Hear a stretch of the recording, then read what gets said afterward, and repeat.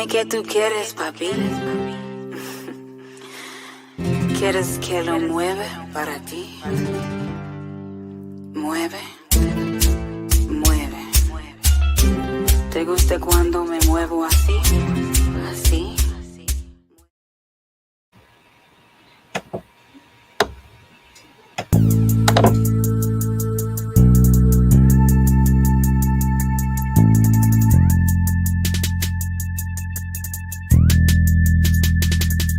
Thank you, God, for this day we have lived, everything in our life, our health, our family, the guidance you have given us, allow us guidance to the path of righteousness.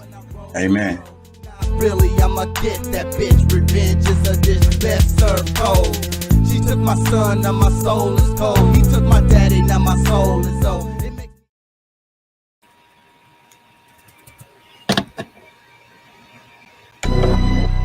Yeah. Woke up.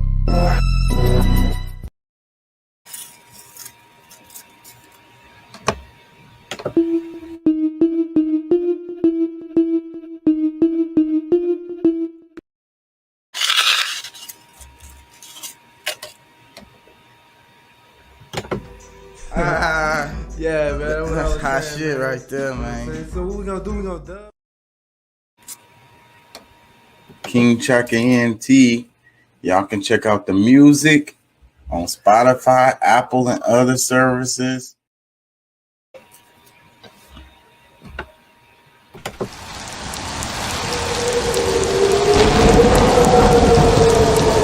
Doing what we do 3 to 4 nights a week. King Chaka ENT.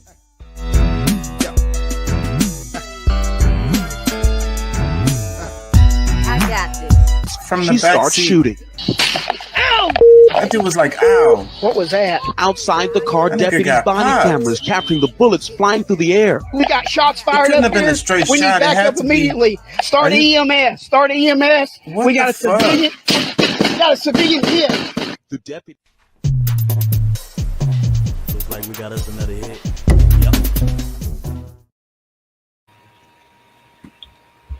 Hey, how y'all doing out there? How y'all feel? Remember, an educated public cannot be controlled. Learn to be active.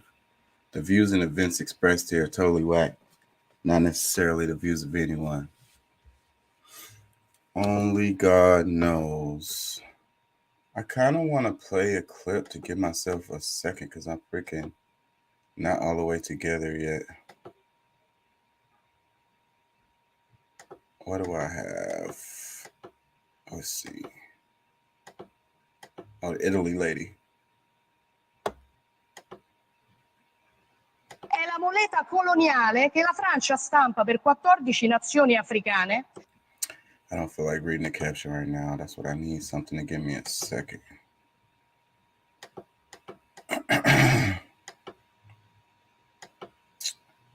This guy right here.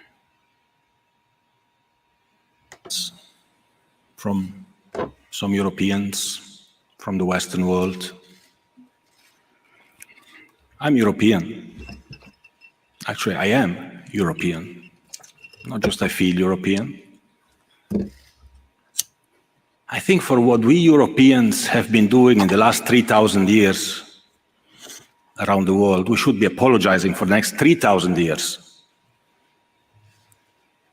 before starting to give moral lessons to people. But this moral lesson giving, one-sided, it's just hypocrisy. We are told many, many lessons from some Europeans, from the Western world. I'm European. Actually, I am European.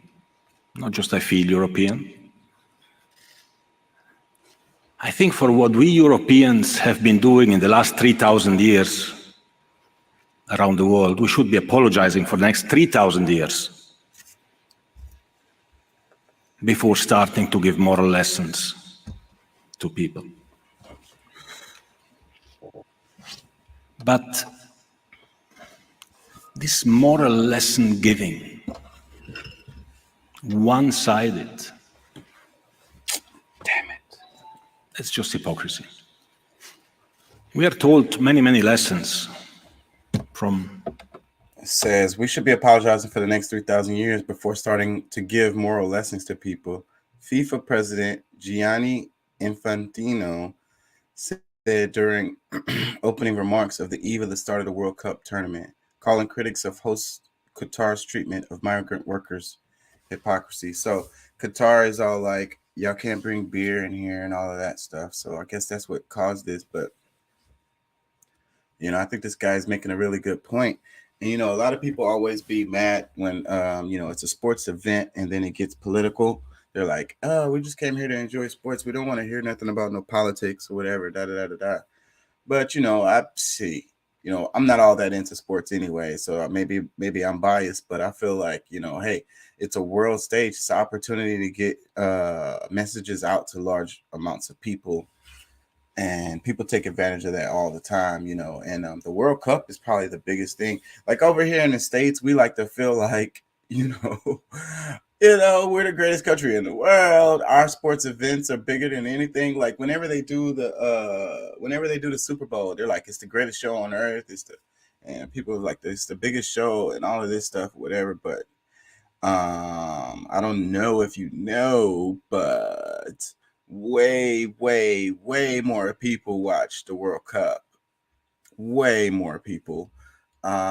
Just the soccer games, the football games, not our American football, but the other countries, those games have way more people even in the stadium than any freaking Super Bowl ever.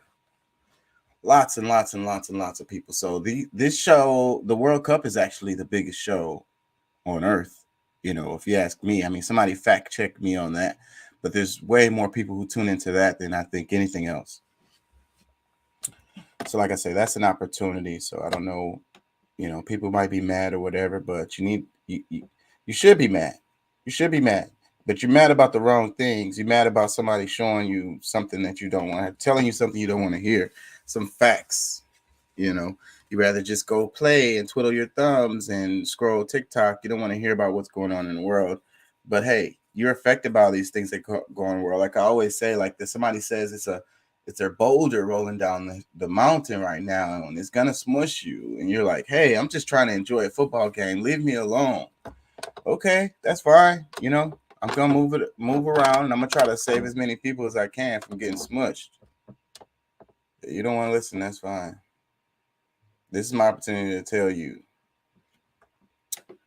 Anyways, so Only God Knows. Only God Knows is the name of the show.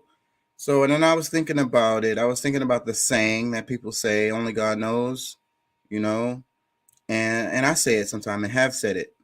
So, but I think about that a lot. I think about how people use religion as a cop-out to keep them from, you know, it's kind of like the same subject here with the football game.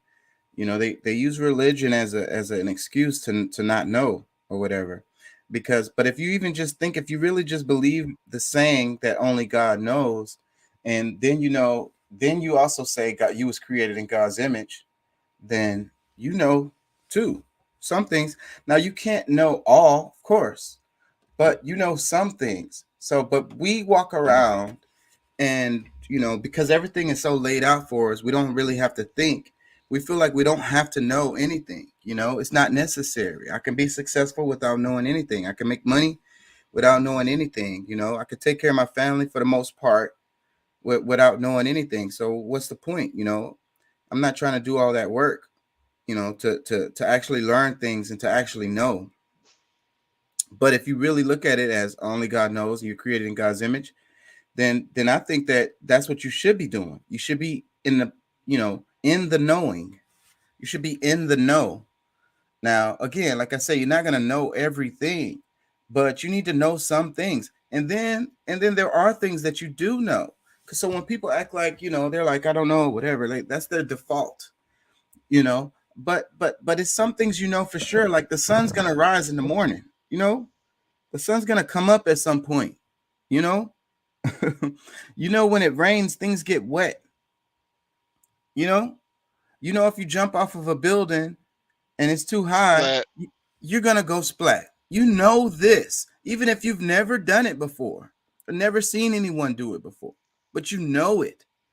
You know it. Can't nobody, it's a reality.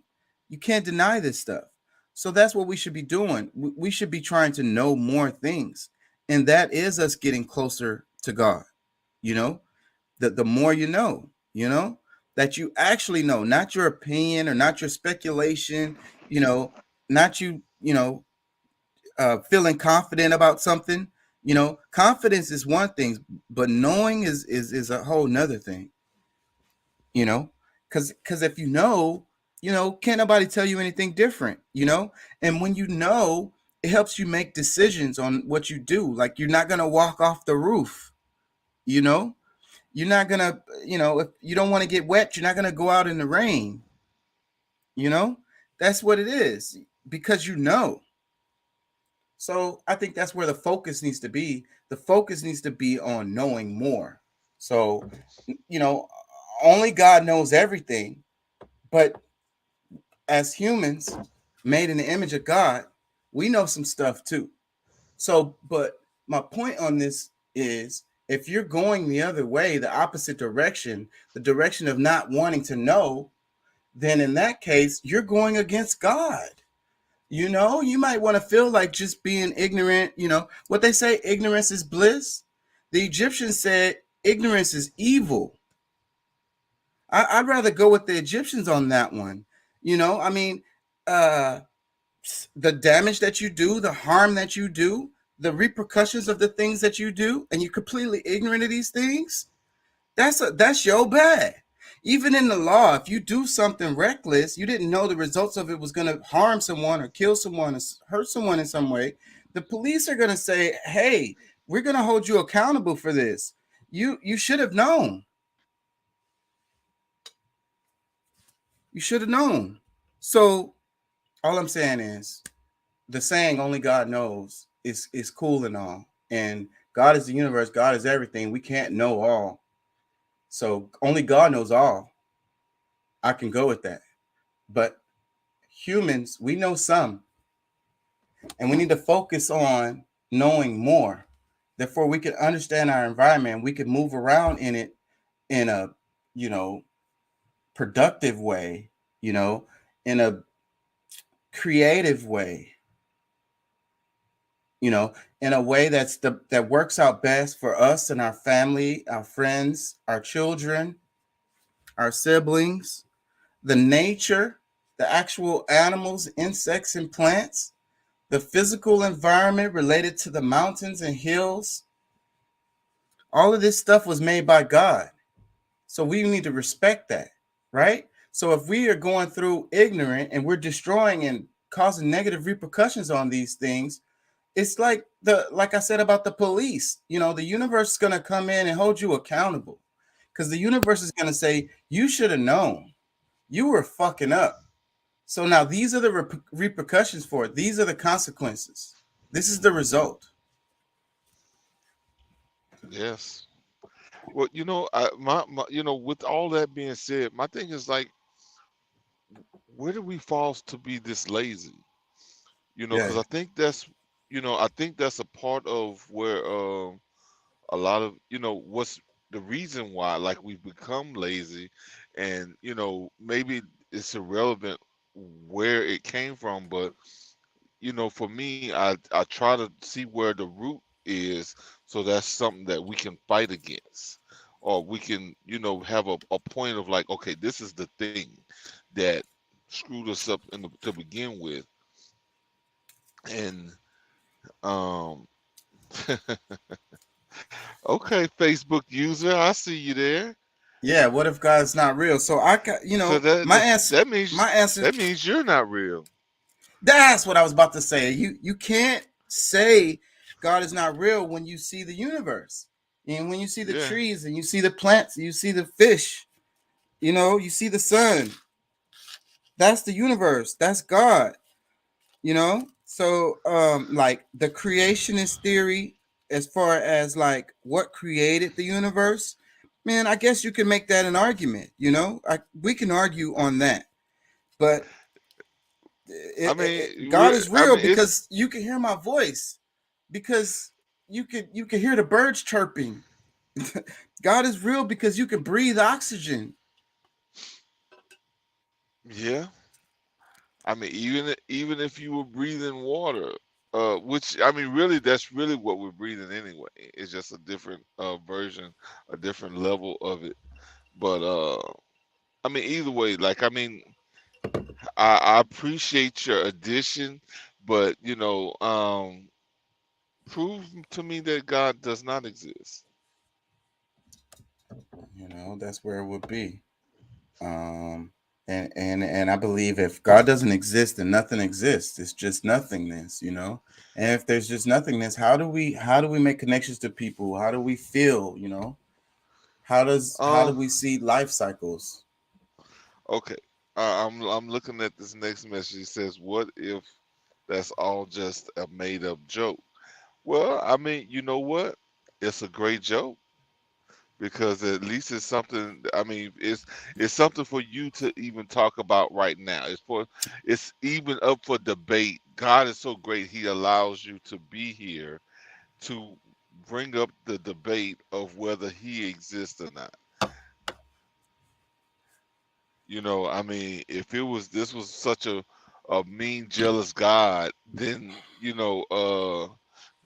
shoot, when you even had the thought, you would have been struck down. So I mean, you really have to realize. I mean, hopefully, because I mean, I don't want, I know you. Like, I don't want to just take this guy, as a joke or anything, because, maybe he needs some help with some verification, but you know, I've witnessed him within my own life, because I mean, you're God, I'm God. Like, He exists in everything and everywhere all at the same time. So, it's maybe your perception of what you want to call it, because wanting to make it into what some narratives have played it up to be doesn't necessarily resonate with you, which I think maybe it has been the same thing that happened even with us. But full circle, even have gone through a lot of the doubts myself, there's no denying that He exists to me now. So I mean, if you got more, I mean, I'm willing to try to go, help you out with this. But I mean, before your journey, if you're truly a true seeker and you're really trying to find that answer, if He does, you're gonna see it. So Yeah. but And I think it's okay, when you have the idea of atheism, because I think atheists believe in God too. Still, they do. it's just Go the religions are the ones that they don't want to believe in. They don't want to follow a specific guidance to my doctrine. spirituality, because It's their the version, doctrine. or dogma, how Well, I but was them. saying doctrine, but yeah, you could say dogma, but specific doctrines can have led people to, that okay, following a certain narrative, certain things and they don't give enough context to it, I think does a lot of people a disservice, you know, and for some people to just exist without feeling crazy, they have to deny the full existence or certain existence of what they've been taught God is. So I because mean, I get it. because the people that I've met that were atheists have been pretty nice people from what I can see. And they have ideas where they feel like, just do unto others as you have them do unto you, just be kind to others. Like, Yeah. these are the rules that they follow, and hey, I call that believing in God, because, and then you got religious people who don't, they don't look out for their neighbor. They don't, feel like do unto others as you have them do unto you. They don't, because they carry around this air of confidence or this air of superiority, you know, the high horse, and they feel like certain people deserve respect and others don't. And then that's where it gets lost right there. You know, you're going against God when you have attitudes like that, when you're looking at the world in that way. One part of God's creation is more important than another. I should have reverence for this part of God's creation, but not that. Hmm. And that's, you know, that's a weird dynamic to even consider, because it's like some people feel like, look, no, don't do that to me, but they'll treat other people like crap. You know, like I can't understand that. But you know, let's see what it say. Too many It's evil on earth to say that there is only one God. The people are here, and most are very evil. Look, I hear what you're saying, but God powers it all. Because I mean, we have to look at it from a different. Because really, God, if you look at it from a scientific perspective, the metaphysics, like things will start to kind of, you know, make a little more sense, because there's polarities. mm, That's why the balance of life is, and you know, is male and female, positive and negative, good and evil. You know, like it's without one, the other doesn't exist. And correct. That's what I was you gonna have, say. God is yes, everything. So how there will be no light if there is no dark, you know? yes. You know, I was watching a video and they were talking about the space and how they said that people, you ask people what to, if they, you tell someone to look around in their room and identify the things that they see. They said most people won't mention the space in between the objects. So, but it's there. And then Yes, not only is it there, that space is so important for you to distinguish one object from another. yes, So that's what it is. That's what the understanding is related to the evil. So he's saying that the evil people, you know, the polarities of earth, everything, God and the devil, because we talk about that. I'm like, is God the devil in the schema? Wait, is the devil? Damn it, I can't it's think straight. God, it's God, the devil, and a ski mask, Yeah. So like, or vice versa. But I mean, either way, however you want to look at that, because I mean, he is both. I mean, it's so really as simple as plain as that. He is both. because they say God is good all the time. Okay. Well, what about when it's a volcanic eruption or a tsunami or something? You know, you're gonna say God is good all the time. So you're talking about perspective. So you know, overall, it's good because this is the processes of life. This is the, you know, the cycles of life, how things regenerate. Things have to, you know, wither to grow. You know, that's what I'm trying to say. It needs the nutrients from the previous, you know, Death. cycle for Oh it yeah. to grow. You know, let me read this. He says, "How does he power it all?" Well, we're talking about a God. Now, when we look at the universe, there's a lot of different things moving at one time, because I mean, the fact that we all exist in this realm the way we do is because of how they all coincide together. And we're talking about from Earth, the moon, the sun, all of the other planets, the way that they interact, and they, you know, all kind of spin and revolve around each other throughout, you know, our time, is what really keeps the balance. And within that balance, it's all becomes one energy. And through that one energy, we all, let's say that energy is consumed by the one mind, or you know, what we all are connected to, because whether, you know, like a big Wi-Fi system, shall I say, that allows us to have all these different connections between each other worldwide, or you know, universe wide. So I mean, we usually tend to, because I mean, all of those different entities makes up that one energy that breaks off and sparks in each one of us.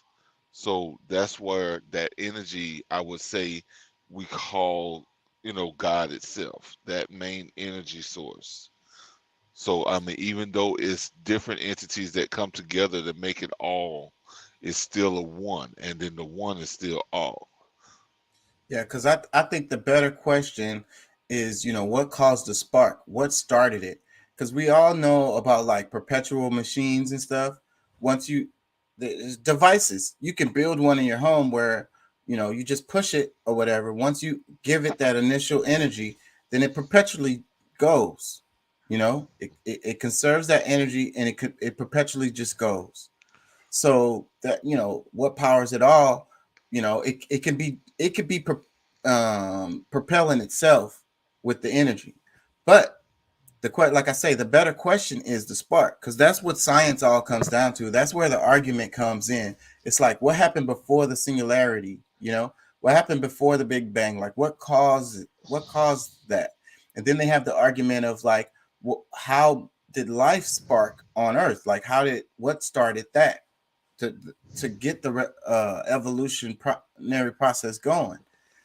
So that's where the line is, as far as like, believing in God or not.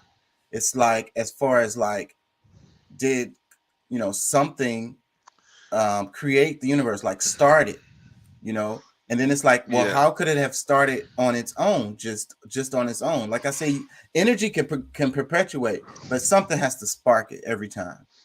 true. And I would say that that would be the bigger question than the one he asked, because that's really, like, I guess, that beginning, because a lot of people ask, like, okay, well, did the universe create God, or did God create the universe? And I mean, I think it's somewhat, I mean, whatever the total God, that spark, that whatever that spark is what made this be, be, you know. So I mean, it's, yeah, that's a deeper question. We going into that. That's way. That's probably like out of my league right there. That spark question. How did that spark happen? But Yeah. overall, I think that because I mean, I just to get back to what the original conversation, like, we, or at least where I was at, the laziness, because we've gotten to a point to where we talk about the evil, we talk about all these different things that's happening in the world, but it's because a lot of us have given up on the world, we've given up on ourselves, we've given up on each other, we've given up on so many different aspects that has allowed us to see, the things that we're seeing, the downfall. Because if we were, doing our job and keeping things in check, especially at the high levels, the people that we've put in the office. Because I'm a big politics person, so I'm looking at like things that happens to us directly, murders allowing to happen, and whether the cops in the neighborhood don't catch these guys, but we sit back and we know who did it, and we don't do nothing about it. Like, and then we get pissed off when it's our cousin that got hurt, or our brother got killed, or And we don't care I when it's a random it's person or just your when it's neighbor. other people. But overall, we are all connected, regardless of, we can give a direct lineage to the next person, but we're all of the one. So I mean, we gotta really, like Michael Jackson say. I mean, it's the man in the mirror. We want to see any change in this world. It's us. It's you. It's me. Like, who the person that we see in that reflection is the one that has to be be different or have to make the changes necessary to see what we want to see. And if we keep focusing on the evil that we claim to not want to see, we're perpetuating it by just that's what we're talking about. That's what we're reliving. That's what we're harping on. We really need to speak on more positive and make more actions for the positive if that's what we actually want to see. So He says, the color of skin, war, and humans is more real than religion. Religion is for money and calmness for the lack of knowledge most humans have. all of it's fake. All an illusion. He says, I gave up on humanity. I ain't gonna lie, bro. I struggle with this every day I wake up. I'm so frustrated with humanity. That's what I would say. I'm mad frustrated with them. Yeah, I agree. I mean, I have a lot of frustrations that I let out on this show pretty much every week, and you know, but that's like I teach my son that. I mean, shoot, we screw up, we mess up, we sometimes we have to start over, but the starting over is fine. Just giving up is just not tolerable. We got to continue on, and we got to figure out, we got to reach out, touch those who we can, and hopefully we inspire those that we touch and we reach out to, they start reaching out as well. So I mean, we have to become harmonized again, because that's where it really is. We've got disharmonized. We were more in tune with each other, and then all of a sudden we let outside factors, if you want to call it, the evil or whatever, kept allowing little pieces to keep intruding and keep intruding, keep intruding, instead of having that line where we don't allow certain things to cross. I mean, sometimes you got to be offensive to keep things in line. Like you gotta step out there and be like, nah, hell no. Look, I tell you what, not what you do over there in your house, I can't come in there and try to rule that. But like when you come outside your house, don't come out with that foolishness. Do what everybody else doing. You know what I'm saying? Like, and that's a better way for us to keep things under wraps, because when we start letting people do whatever they want to do wherever they want to do it, now we're crossing dangerous waters. So I mean, sometimes yeah, everybody has the right to do what they want to do, but as soon as they like they cross those lines, they're stepping on other people's toes. That's not fair. So but yeah, my thing is that I think at some point we gotta we gotta draw the line somewhere.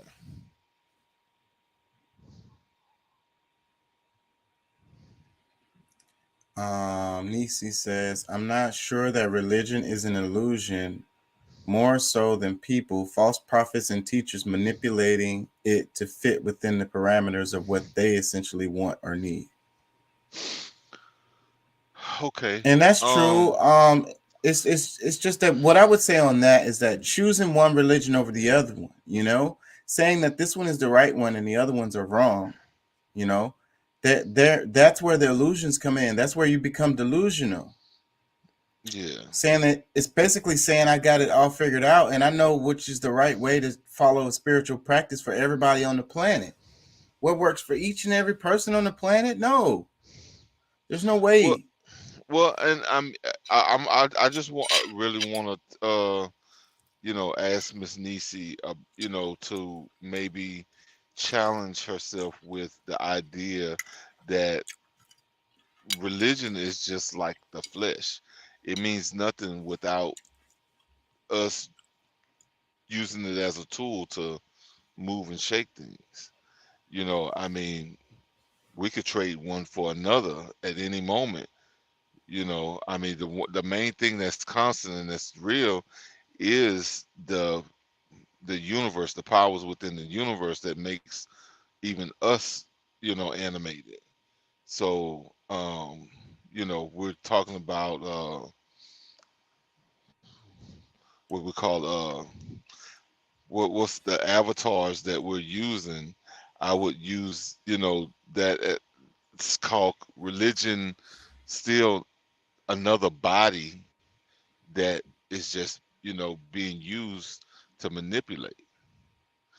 So I mean, and you know, for me, I mean, I guess it's easier for me to say because, you know, I mean, I somewhat identify. You know, I was raised just like most everybody in a religion, and maybe started trying to learn about others as I got older. Um, but you know, the ultimate religion for me is nature. Mhm. So you know, I think when you're talking about realness of a religion, you know, if you're not talking about what God put into existence, the laws in which we have to obey, you know, that you know, regardless of what you decide, you know, how you feel, That's gonna that's supersede all that. that's nature, you know, that's religion. So, but you know, She says, I'm not sure that religion is an illusion, more so that people, false prophets and teachers, manipulating it to fit the parameters. But I think that most religions, I think that they were used to manipulate people because each person's hmm spiritual connection to God is going to be different. So whenever someone comes in and tells you that, hey, no, that's the wrong way you're doing it, you're supposed to do it like this, then yes, they're manipulating it and they're using it, and they are false prophets. yeah, because I mean, the thing about it, let's just use this as an example because I mean, if you use um different, like I said, tying your shoes, if you use different tying styles, like you fold it one way and twist it and you pull it and it ties, you know, regardless of which usage you have, because I've seen a few different tying styles, but as long as it fastens your shoes and it holds and give you the support, then you know it's a feasible religion for you. You know what I'm saying? Or tying style, because it's giving you what you need. But any one of them can be used. You know, so Yeah. it's a The next uh comment, she says, God is the source, and we are tethered to the source. What he reveals mhm. to us will be based on our connection to him, thus revealing all truth. I can't Hmm. disagree. I cannot Uh, disagree with that at all. yeah, You know, no, that's powerful. I mean, that's strong. Like, I mean, that's real.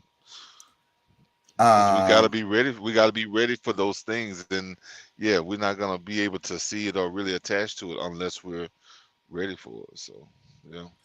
but I think that she's alluding to a specific religion when she says based on our connection to him. Like you're Mm-mm. supposed to go through a specific religion to have the right connection to him, so that you can have the truth revealed, and so that you could be, tethered to the source. You think she's leaning to one specific? No, I I think mean, I her, really her do think so. statement is wide enough to where I don't necessarily think she's meaning, you know, one specific one. But I mean, I guess for you, it will be the one specific one. It doesn't have, you know what I'm saying, overall, it doesn't have to be one, but it will be one that you will connect with that will allow you to be able to relate and, That's a good point. you know, yeah. That's a really good point. The next comment, it says, everybody don't follow those rules that are in the Bible. I've had way too many fights just because of them. Whew, man. And if you're looking to correct everybody on how they use the Bible, man, you up for a big fight. You know, I mean, you got to think. I mean, bro, there's worlds or sis. I'm assuming it's a guy that's behind Facebook user, but I mean, either way, like wars have been waged behind that book or these holy books, the what's been said in them, and you know, of course, the doctrines that come along with it. You know what I'm saying? Like, And countless atrocities, have been done in the name of those books. and Yeah. using them as the excuse for it. Yep. And I don't think that's how things work. I mean, every time you use religion, every time you say God said I could, kill all these people or whatever, like, you're crazy. Well, And I don't care which religion it is.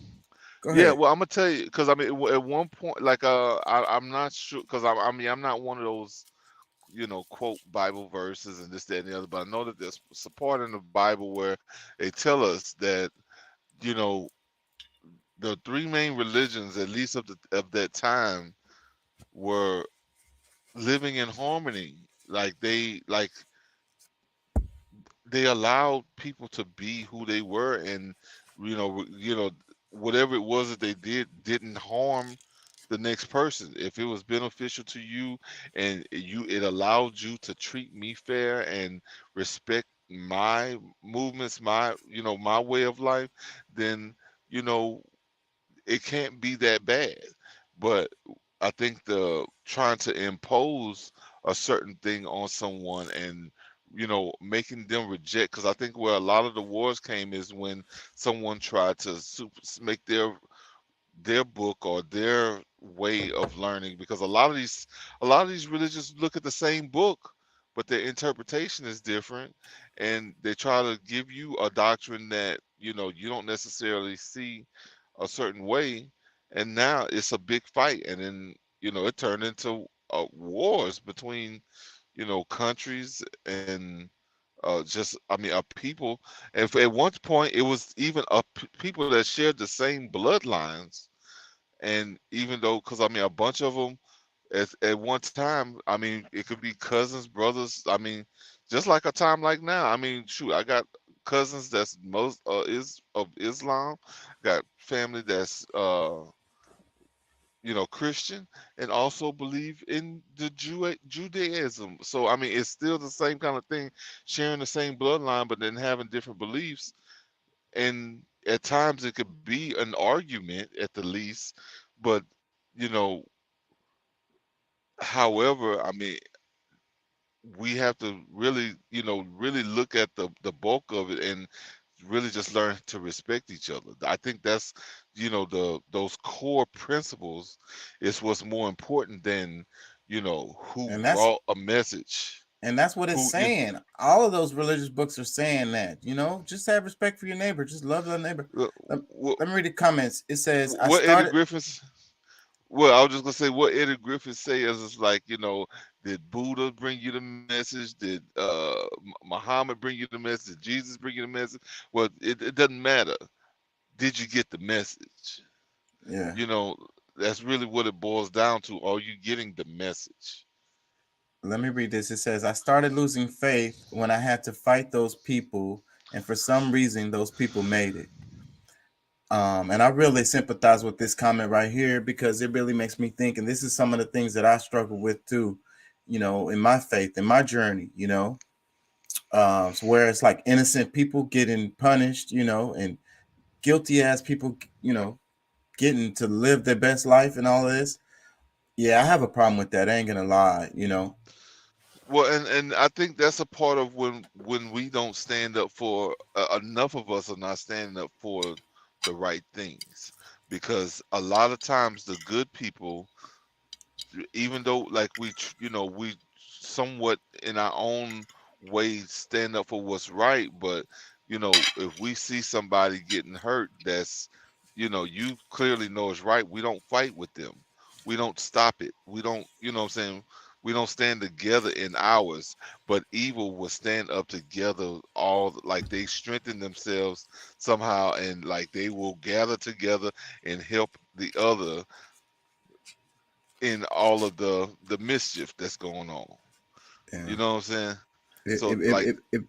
That thing makes me really sad. I ain't gonna lie, it's like, and that's why I feel like the world is upside down, and that's the reason why I do what I do, is because I'm pushing against that balance. I feel like we're out of balance when it comes to like justice. Like the scales have been tipped. They're pushed on one side. Because I mean, I think that too many people think that being righteous means not putting your hands on somebody or hurting somebody. Because I mean, I don't want to be like I just promote that, that element, but at the same time, you know, putting your hands on somebody might be the justice they need. You know what I'm saying? Like it just, I mean, you know, I know as a child, me getting my life together, if I didn't get my ass whooped, I wouldn't have seen the world the way I end up seeing it, because somebody checked me and put me back in place that nah, that ain't it. But if they could continue to get away with the crap that they get away with, they feel like that's what empowers them. Yep. Let me read another comment. Nisi says, so in context with religion and saying whether there is a right or wrong religion, that will be revealed. I don't have to convince you to follow a religion. I can just show you who God is through my actions and what he does in my life. God will reveal, but you have to be open to receive it. Then you will know. You're 1000%. I mean, that is a great comment. And like I said, I mean, I'm telling you, if you're talking about a person who wants to know the truth, who would, I mean, even in, me losing my death to really see God, I'll take that, because I feel like that's going to be in a euphoric time where at least I have that greatness. I've met greatness, but and which I have in many different ways, and I have accepted it because, like I said, like I've pretty much made nature my religion, if that's even necessary to have a religion. But I think just following his, his ways, his, following the intuition, the energies that he pushes through me, my gut feelings, my, thoughts that run across my mind, because, like I feel that the pureness that I've been with God, he has been with me as well, and I can trust it. So, I mean, I think that's one of the things that we have to really kind of, allow, because everything is not in the book. Some of it is written inside of us, and, we got to be prepared to accept it, those certain things when we see it. She says, the Bible is instruction and principles to help us in this life, not a set of rules. God wants to guide us, which is why we have free will. Mm-hmm. Look, I have to. My only pushback again is because, like Pat is saying about nature, the rules are there too out here, and I think that you can know the rules without reading the Bible. Mm-hmm. I think you can supersede it. And it's the Bible is filtered through a man's hand. So well, but see, let me say it like, let me try to add on to that, because the thing about it is, I mean, the Bible has a lot of instruction, and it's giving you ways in which others have made it, or giving us different things that other people have gone through in different times. And yeah, we are a recycle of these same people, but we're still living in a moment of our own. So I mean, we use these principles that's gonna best help us in our own time, in our own moments where we're having these toils, or these or even when it's good. Let's not overlook that part, because I think a lot of times it's not given enough appreciation to the things that the good that is happening, to and giving it enough recognition to where God might feel like you need to see more despair, so you can start to appreciate the good that he's giving you. Like I think a lot of times we have turned our back on, we say, oh, well, it's supposed to be good. I was like, yeah, but it didn't have to be. You know what I'm saying? Like, I mean, we really got to look at ourselves and how we're, um, how we're really moving through all of these situations, because, and maybe I'm speaking more for myself, but, I feel we all have some of the similar, or, situations, but I find myself, I have to remind myself that man, wait a minute, I have a damn good life. You know, why am I picking on all this other, negative stuff? Why am I allowing all, to see all this other stuff? But, we're gonna see it, but at the same time, when we have these good moments and good things that's happening in our lives, let's appreciate them more. And I think that's part of what's missing as well. And this comment right here says, I fought because of the people that would go if that person won. And he says, where did God come in before he was silenced? Where You did think God God come is in? silenced? Who was silenced? I'm not sure who he's saying who was silenced. Because I mean, God is he's ever present. Can't be silenced. At all. I don't understand that one. The frequencies, the energy is moving, and I think that the good utilizing this energy, because evil has we're seeing more, or at least what we recognize to be evil or bad, more than we're seeing good. So why isn't the good up and utilizing the same energy that's available to them? Like, that's the real question. Like, who's gonna stand up for righteousness? You know what I'm saying? Like, don't be a punk and sit on your ass and talk crap about what other people are doing. And what are you doing? If you have that good vibration, you want to see more good, you need to act on that.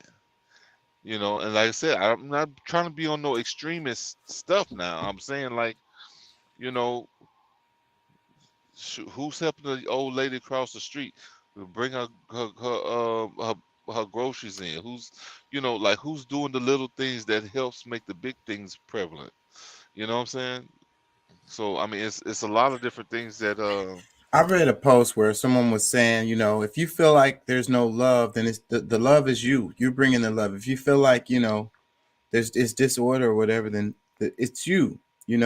Somewhere else it was like, being an artist yes. is like being against the world. So it's like if you go around and you feel like people aren't having compassion, that's because God put you here for that. Well, that's a reflection of yourself. That's the thing.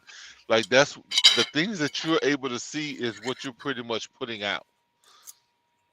And you don't realize that you have just as much of that, because I mean, you might not be going out beating up people and doing crazy stuff, but if you're seeing or feeling feeling these negative frequencies, it's you need to check your alignment and what position you're holding within the whole.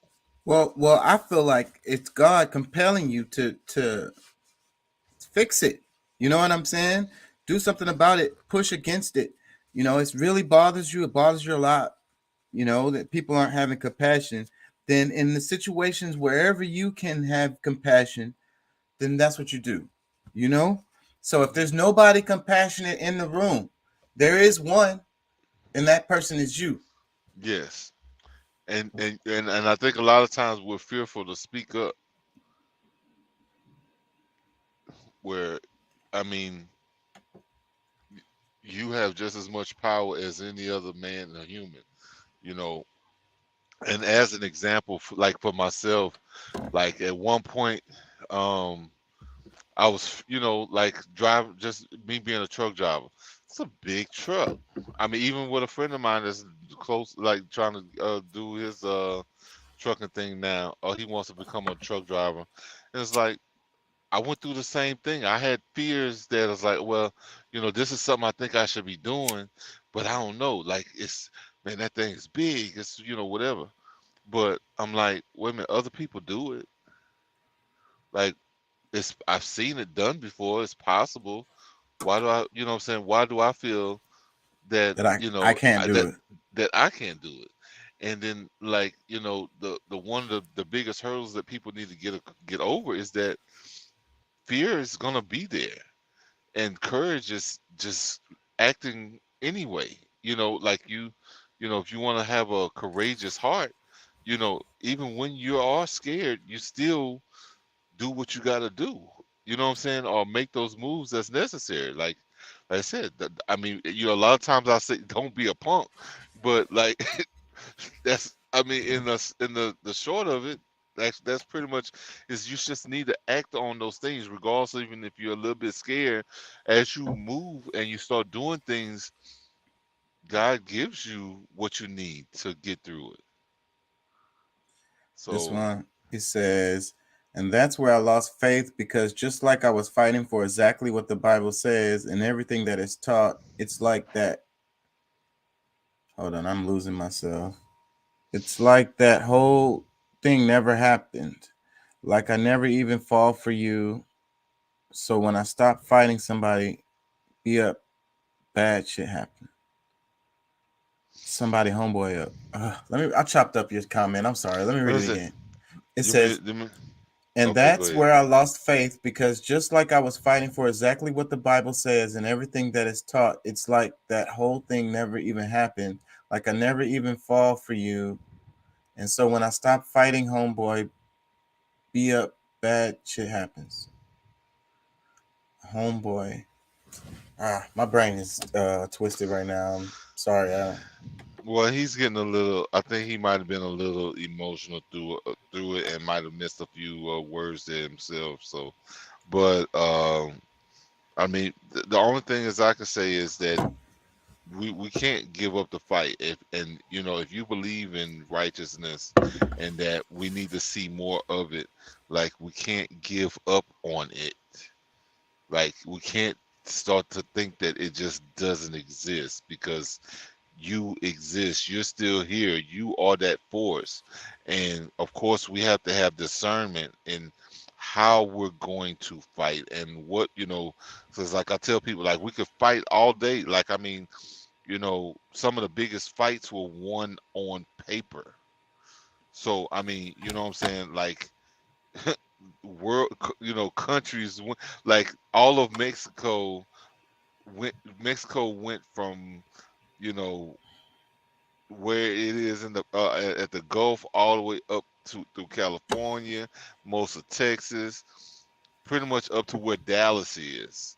Like Texas was pretty much right there in between Oklahoma and Dallas area. Paper, stroke of a pen made Texas pretty much all of that area.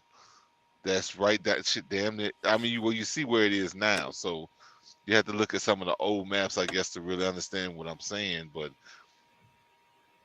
people, it's insane how you can get things done on paper. You don't have to lift a fist, or swing on somebody just to get things to be different. But sometimes we do. Let me play this right here. Arrested, but if you decide to give them puberty blockers and mutilate their genitals, that's like totally fine. Okay, cool rules, guys. Way to go. Authorities in New York arrested a mother last month after she allegedly allowed her 10-year-old son to get a tattoo. So if you give a 10-year-old a tattoo, that's a crime and you'll get arrested. But if you decide to give them puberty blockers and mutilate their genitals, that's like totally fine. Okay, cool rules, guys. Way to go. Authorities in New York arrested a mother last month after she allegedly allowed her 10-year-old son to get a tattoo. So if you give... Now that's one of the things that really bothers me, because I mean, we have adults who've lived their lives and want to live vicariously through children and try to have them do the courageous acts of sex change. And that's what one of those things I feel like we gotta draw the line on. We can't sit by and be like, oh well, I don't want to be offensive to those people. Like, no, what about these children who've been mind fucked, excuse my French, into in their child? Like these are people whose minds can be molded with a little bit of, like, if you're not garnering it and protecting that, like like honestly, like there's certain things like we got to protect these children. Like if they get to be an adult, they decide that's what they want. That's one thing. But as children, and then trying to like, y'all don't like people don't think that that's over sexualizing children. Like I mean, like why is it on this movement that we have to try to allow these children that have no idea what they want? And I mean, and then for the people who've done it, even adults, the like a bunch of them kill themselves. So what you think is gonna make these children want to do? Like at least let them get up and let them become an adult before they start trying to do all that. I just Facebook user says, I don't think people see life for what it really is, and I'm not just getting used anymore. I'm just not getting used anymore. And man, I feel you on that one. So don't be used, you give people opportunity to do the right thing. And, if they don't, you move around. You can't force anybody, can't make them. They got to make their choices on their own. And, when we try to force things, that's when we're hurting ourselves. Yeah. And and I think, of course we all end up in different points of our lives because I want to be used. You know what I'm saying? Like, I don't mind being used, of course, respectfully and within, what I expect, how I want to be used, you know what I'm saying? So, I mean, I want to see a bunch of people prosper. I think that there's different way. Our world is changing, and we got to find different ways to do what we used to do, like in order to feed ourselves and to clothe ourselves and all these things. So, I mean, I don't mind being used for that. Like you can, like I allow myself to be used here. Any questions or any comments you want to respond, or people need help with, them being able to, have a different perspective for them to make a choice in life. Like I don't mind being used for that. So let's not think that being used is a horrible thing, but let's that you might want to find, build your parameters so that you can only be used how you want to be used. Yeah, respectfully. So, and then it has to do with I think that this person is mentioning, it is alluding to the idea of like the parasitic situation where you're being used. No, like, no, I like get, they're taking taking I your get life it. down, or making your life harder and stuff like that. Like, Yes, no, I totally get it, and I thought I was being sympathetic to that, but as well as to realize that it's not all bad. We just gotta, the relationships that we do have, you know, you make sure you set your boundaries of how you will be used and how you will not. That's pretty much what I'm trying to allude to. well, let's get into it. I got a few things I want to cover today before we go. Okay. A couple of things. I think I have. Oh yeah, the freaking fences. Do I have a video on? I thought I shared the Sarah Silverman clip. Where is that? I don't see it. I don't see the Sarah Silverman clip. I wanted to play her clip because You uploaded it. You put it in because that's your Instagram, huh? yeah, I thought I shared it on my I don't know what her freaking Instagram name is. I thought I shared it on my thing because I really wanted to cover what she said, because she mentioned a lot of stuff, but when she started talking about the fences is what I really wanted. Maybe it's Fences. I know what it is. Let me upgrade this. Let me update this Instagram. Maybe that's what it is. But the fences, the border walls, and there's another post, I have it right here, and it's talking about the wildlife and how the wildlife is affected by these fences. But I wanted to play her clip first. Oh, I don't see it. I don't know what the hell happened. Anyway, so this one right here, it says, fenced in, how the global rise of border walls is stifling wildlife. But in the United States, in America, we used to have great migration, just like the one that they have in the plains in Africa. You know how you watch the nature shows and everyone's like, oh, this is so like amazing, because you have all these different herds of animals traveling across, the continent to, it depends on the rainy season. Seasonal shifts. And these big, huge amounts, because it's not just the herd animals, but it's the animals that's following those animals. And then even you had people who followed this, everybody benefited from this. It was it was really good for nature, basically. It just shows how healthy the nature is or was. Anyways, we had a thing like that here, like exactly the same.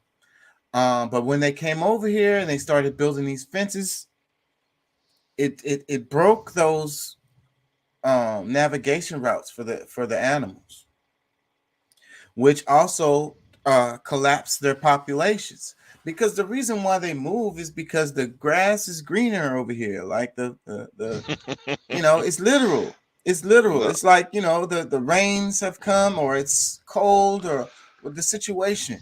We got to go to the pastures. So, when you put these fences up, it keeps them from doing that. It collapses their population. It's one of the main reasons why we don't have it today. Yeah. And then my argument with this is because of the racism.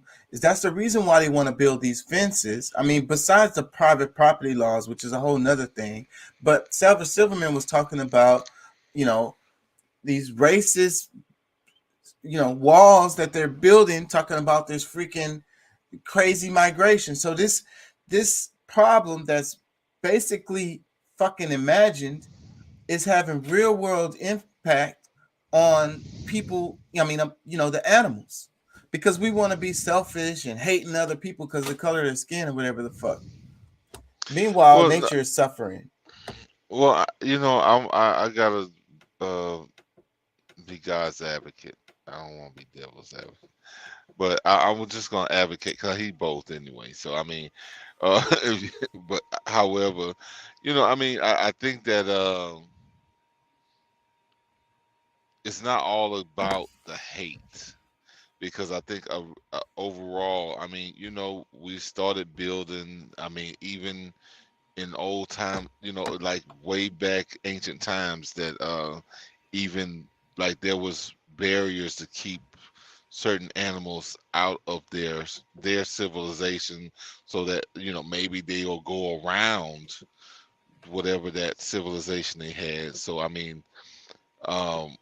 maybe we can tie it into that more recent, possibly, but I think that we still have to kind of give the idea that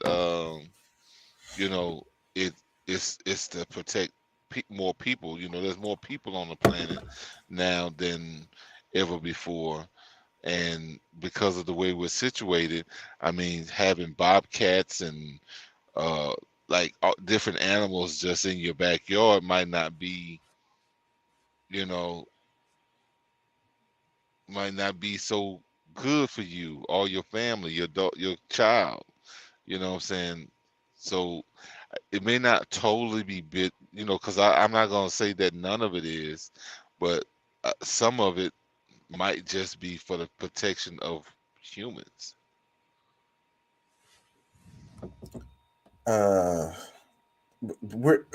We're not protecting humans if we're destroying nature. Let me play this though. The way people today feel like they say the most horrendous things, and sometimes it gets me down. What you're noticing is a brazen cultural shift that is not unfamiliar if you were to read something maybe like Facing History and Ourselves. And it's real scary. You just being you and noticing this stuff is huge, actually. Pointing it out as much as possible. And whenever you see it, even better. And thank you for that. You know, these people are fucking around and finding out. And unfortunately, what they're finding out is there are no consequences for their racism and sexism, pretty much. There is. Their hatred is just totally validated because ignorant people are feeling real powerful.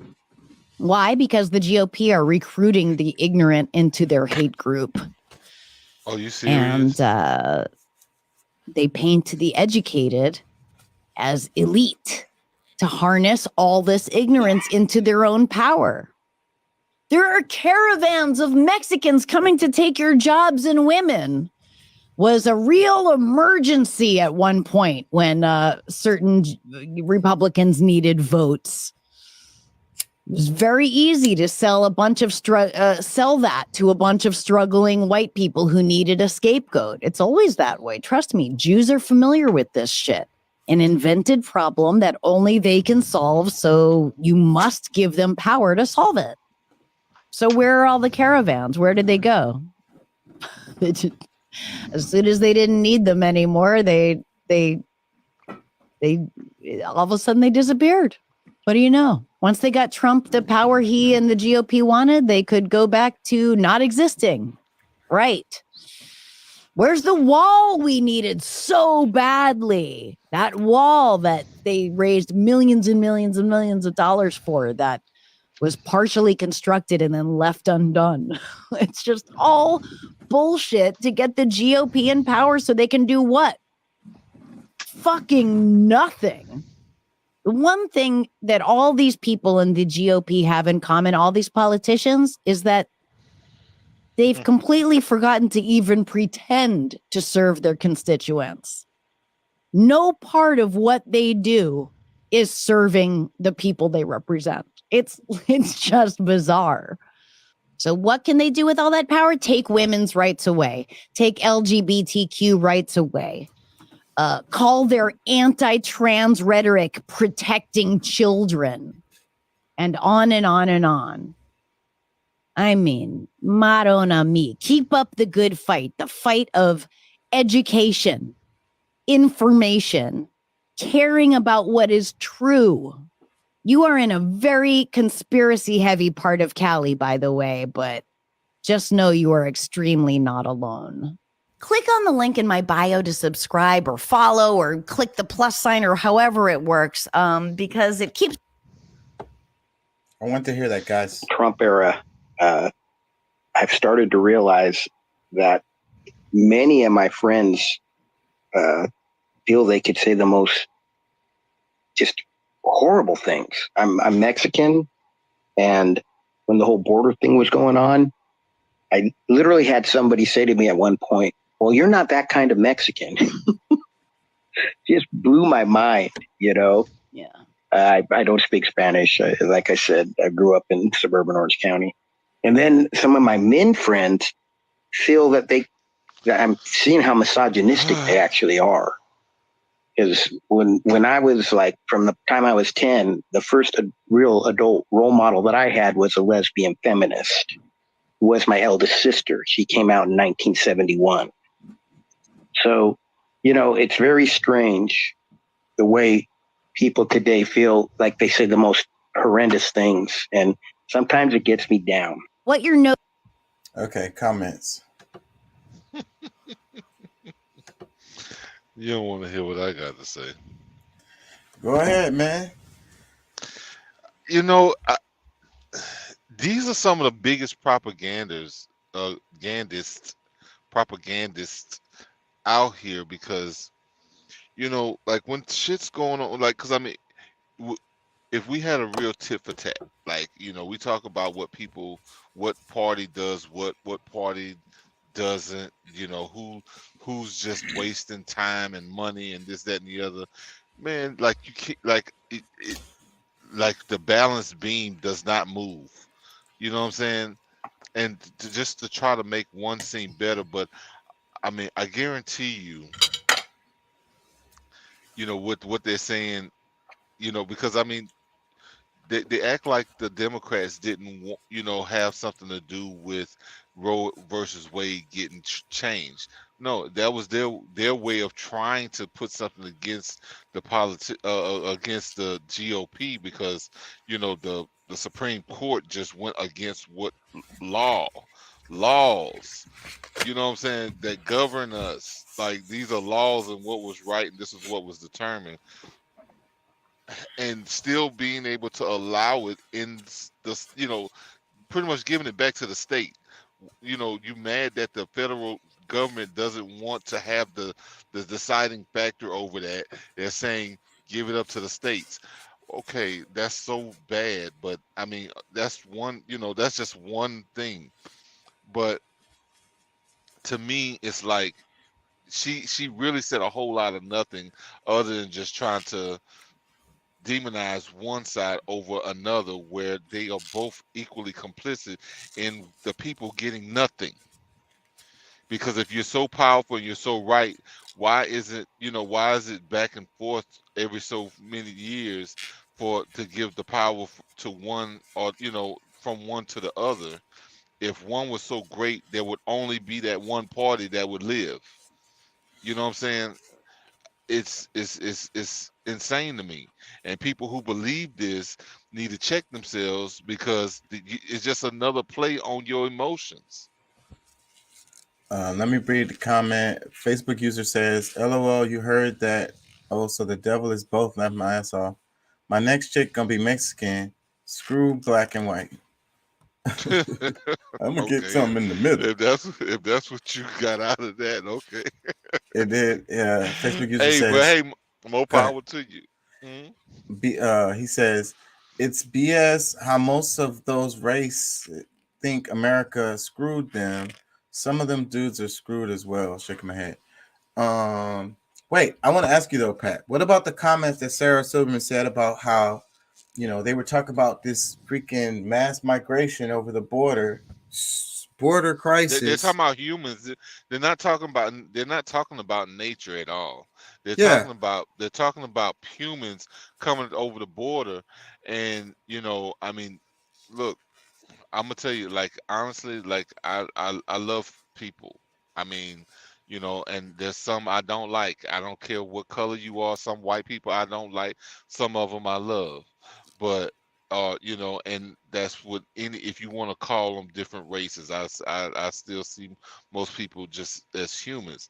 But either way, the migrations and coming over, like, my thing is that, okay, we continue to spread ourselves thin worldwide, whether the people are here or not, but the tax dollars that they get from us does not get used on us the way that we should. Like, we should be better off individually and in our groups before we start trying to take care of outside entities.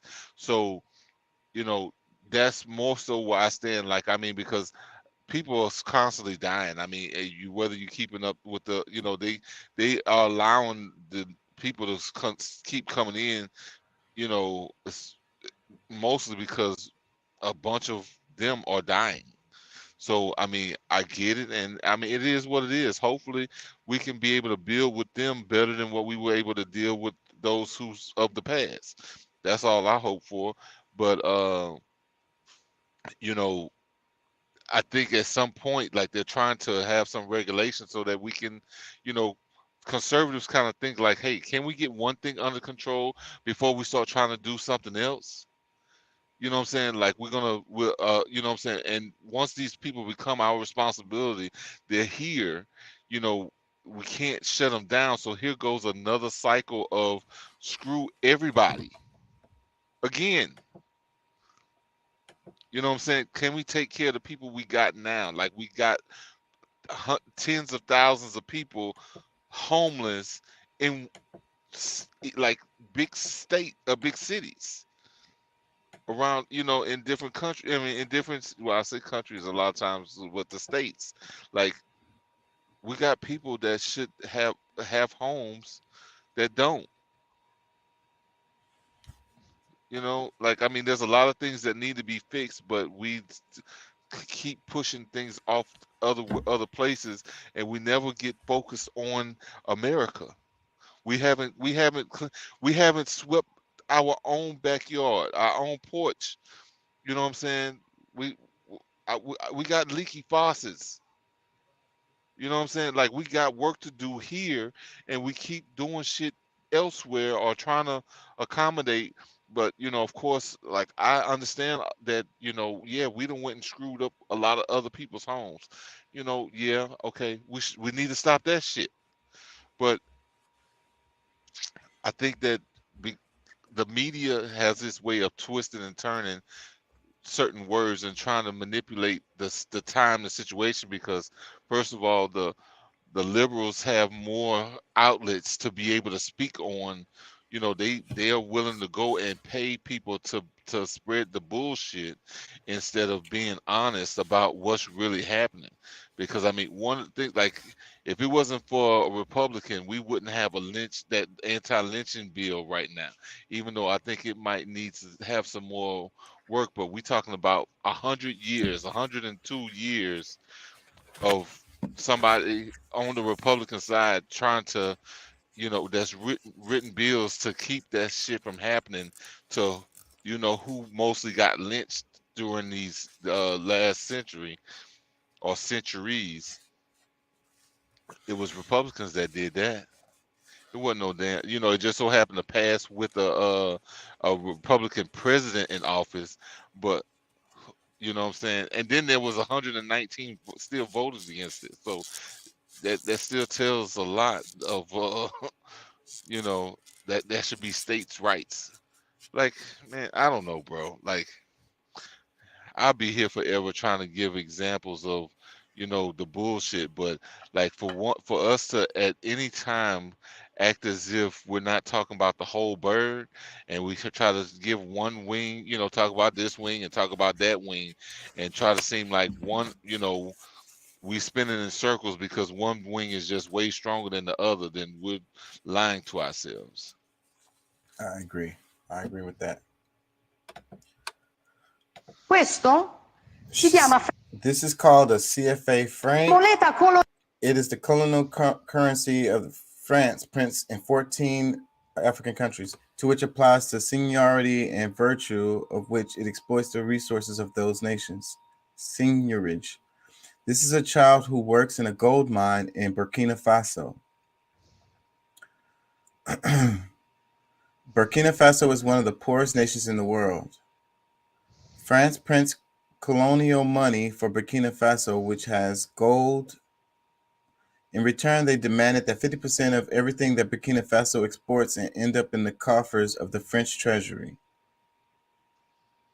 The gold that this child goes down a tunnel to extract mostly ends up in the coffers of the French state.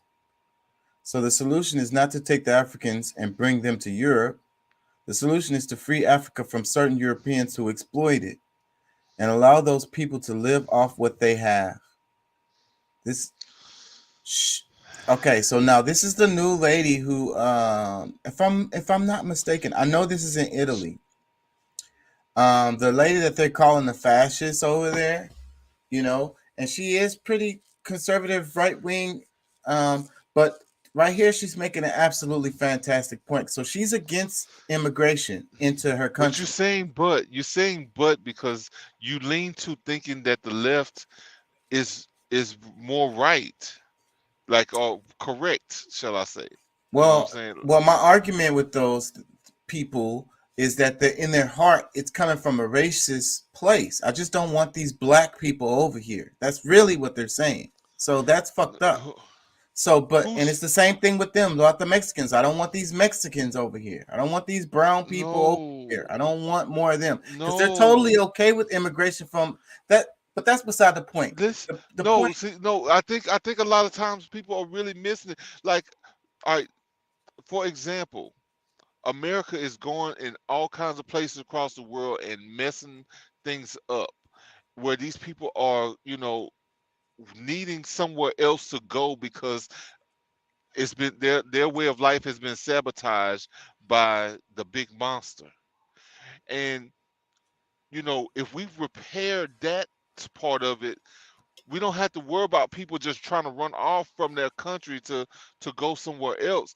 And it gets played off to be that somebody is hating these other people when it's not necessarily that. Like there's politics that's driving all these different things. Because I mean, we're talking about, you know, France having a foothold in this country. You know, they pretty much, you know, own it. But you know, these are the France is the main person who says that, you know, they abolish slavery, or they never believed in slavery. But they can go and manipulate these people in another country, and you know, have, you know, they can claim to have all of this, you know, like moral standards, but that, how old is this kid that's going down in these mines that's risking their life for some gold that really, you know what I'm saying? Like they're still getting used. Right. So what my point is, you know, she's making a very good point. Like regardless of where I think it's coming from, that's beside the point. Okay. I'm backing her up on what she's saying. It's absolutely right. And so France is another country that's they don't want immigration into their country either, especially from certain countries. You know, like them, I like Burkina Faso. You know, I get so it. but at the same time, they're exploiting these people to the point where they want to leave because they don't have the resources because these people are bleeding them dry. So she's making an absolutely great, fantastic point. I really, this lady, Okay. Yeah. this lady has been on Italy's head. I mean, she's Italy. It's the Italy prime minister, the new person. She just got elected. She's been on France's head since she got in there, and I love it. I love it. I Yeah. love it. She calling them out on their Because shit. it's hypocrisy. And but a lot of time, like it's the same kind of thing that's happening here. Like when we talking about our two-party system, where you know somebody's, you know, saying that, you know, like they talk about what the other party is doing so that what they're doing get quieted. And you know, like for somebody like her, I don't know her real motives, I don't know a whole bunch about her, but that fascist word, that fascist identity that they try to put on people, a lot of times is so that people who tend to lean towards whatever, who, you know, whoever, whatever party they, you know, I guess get their Affiliate. support from, will ignore her. Like this is like the whole fight is to deter one from the other. Like it's, you know, let's just say truth against falsehood. A lot of times it's like we're being like I said, if you believe one over the other, you lost the battle. You know, like you really need to be listening, you know, to like trying to find out facts of your on your own. Because like, I mean, I've become more of a conservative over the last 5, 6 years or so, mainly because I said, wait a minute, something don't smell right. And I start looking into the things more instead of just trusting what I hear on the news or whatever. I'm like, okay, I take what I hear and I said, well, let me go look this up. Let me go check this out. This law, what did they just pass? Wait a minute, let me see. Oh, that's why everybody voted against it. But you know, they'll come out and say, oh yeah, the Republicans didn't want this because of such and such and such and such, you know, whatever. But when you really look into it and you see for yourself, it's like, well, hold on, you know, yeah, I would support something that had better, you know, a transfer for the people. So I mean, you can get manipulated a lot of times, especially with the news. Like I've seen many times, like Trump is not as bad of a person as people try to make him out to be. You know, I think he's problematic at this point, but there's a lot of things that they try to say that he did or he said that just wasn't true, which I think, you know, made things even worse for him over time, because he's telling y'all, look, the fake news, which was not a lie. But did he do some crazy shit? I think all presidents do. But however, you know, there's a lot of stuff that we're allowing people to tell us and just letting it slide as if it doesn't need to be checked. So I mean, hopefully, like something's got to happen. The regulations in that country need to be stiffened to where there has to be a certain way to go. If they're gonna go get this goal, you ain't gonna send no 4-year-old. You know what I'm saying? Yeah, Like, but even beside that, 50% of what comes out of there goes directly to France. them. So that's What what that she's arguing with. what And I agree with your point about, you know, them calling somebody a fascist, so that then it's like, okay, well, they're a fascist, so then you're not supposed to listen to them. You know, they're a fascist, so don't listen to nothing that they have to say. Whatever they're gonna say is gonna be manipulating your mind or whatever the hell. Don't listen to nothing Bruh, they say. So, but yeah, then, okay, they call this lady a fascist right here, but what she's saying right here is absolutely 100% on.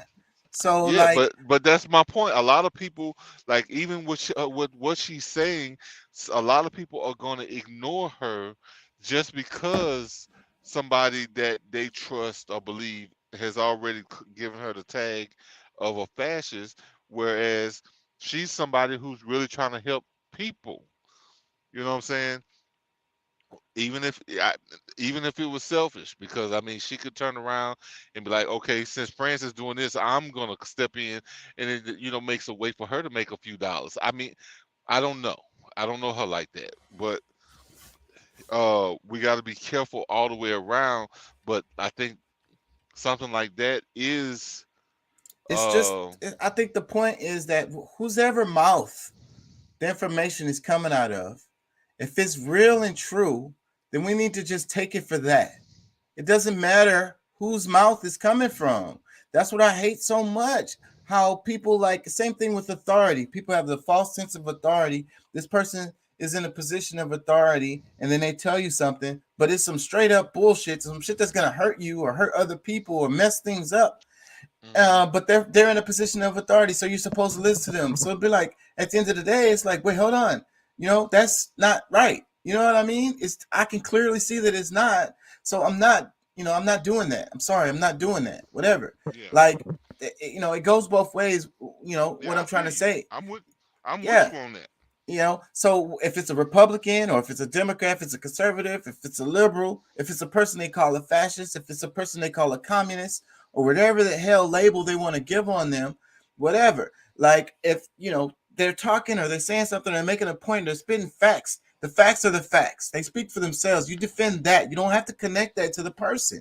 You know what I'm saying? Okay, I don't really care for this person very much, but what they say right there, boom, I'm rocking with that. Yeah. I hear you, and I'm totally on board with you on that. I just, like I said,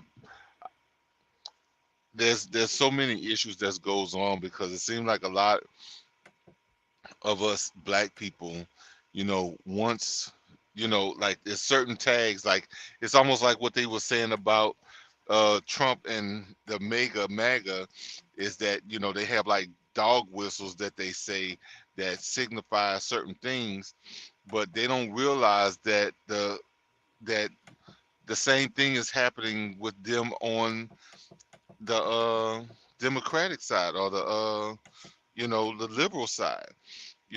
They say certain things, and then y'all like, oh yeah, nah, y'all don't even really hear it out, or even really use your mind, your brain to really think it out, because some of this stuff, like, it's partially true, but a lot of it is just bullshit. And I mean, we gotta, like, that's the thing, like, being active, at least think through it, so that you at least understand it. Whether you make a full action, putting things into your feet into action, the main thing is to put your brain into action, and just make sure, like, these people, like, because they've been, like, the TV is filled with propaganda, like, one way or another, they trying to control the way you see everything.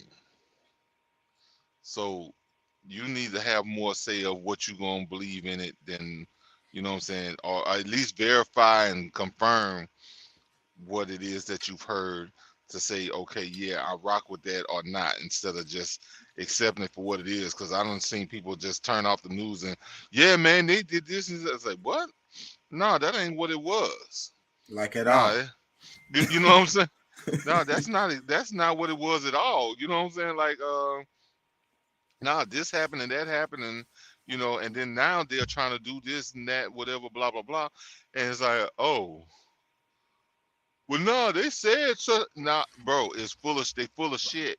you And know. that's why I do this show, and that's the real reason why I do this show. And I like to dig through the details on stuff. And I notice that sometimes we cover things, and then I see it being covered later, and it's like they didn't cover all the details. They slanted it and just slapped an opinion on top of it with just pieces of the information. Sometimes I feel like stuff I hear on the news, they heard what we said and they coming to try to regain some of their people. Like, I ain't gonna lie, I be feeling that way too, but it ain't hardly nobody watching the show, so I don't know how that could be true. But we cover stuff really quickly, and a lot of times it's before they have had a chance to cover it. You know what I'm saying? I think that's how what really happens. But yeah, I feel that way too. Especially on when we talk, because we talk about a lot of stuff that's happening in Europe and Africa. Sometimes you might get a hold of some stuff that's happening in Asia, or whatever. But that's the thing. Like if it's worth something and we called it ran across our mind or our, like our timeline or whatever you want to call it, we're gonna discuss it and try to give a good perspective of what it is, because a lot of times people don't really know what they're seeing. And I mean, I think it's important, and I hope the people appreciate it, because it takes a lot of work and effort and time and shit. Yes. And money. Let me play this. On the subject of us talking about where they're coming from, or like we don't like the Jewish people, the Ashkenazis, or maybe the religion or whatever the hell. They've been catching a lot of flack in the news lately. But let me play this. This is really good. That's so important. What we do is we give children, Hanukkah, we start educating children about money. The gift we like to give children on Hanukkah is money, and we also accompany that with discussions of what money is and what it's about and what you have to, and now you have to, divide your money into three. One part is for charity, one part is for you to spend on things you need, the other part is to put away and save. So yeah, Hanukkah is the money time of the year for us. It's passing on to the next generation the principles of money that are so important. What we do is we give children, Hanukkah, we start educating children. And what can you say bad about that? And then the other part of this is like looking at so many Jewish people being that they're so good with money. Maybe it has something to do with this. You know what I'm saying? And other communities or groups or ethnicities can do similar or the same thing. You know what I'm saying? And it really sucks that, especially in my community, that we don't know anything about money at all. Even after we didn't graduated high school, like we don't know how to pay bills. We don't know nothing. Well, I know that not long after, like when I was in high school, they had a few classes in junior high, but like some classes that we had, they took away. Like, we had civics. We had what was it? DECA. It was different stuff. Like we had business classes. We had all kind of different things that we would use day to day. Like my mama taught me, but I also learned in school. There was a class where they taught how to keep up with your checkbook and different stuff like that. I took bookkeeping. I took that in high school, but I mean that just teach you how to plug numbers into slots. It don't really you have to understand the philosophy or understand the the meaning of how it fits in everything. Like if you just know how to plug the numbers in the slots, then all you can really do is work for somebody. You can't really freaking Well, no, I mean that's not true. Because I mean, if I I'm gonna tell you now, I do have a bunch of family members that were businessmen, some legal, some illegal, but the culture in which you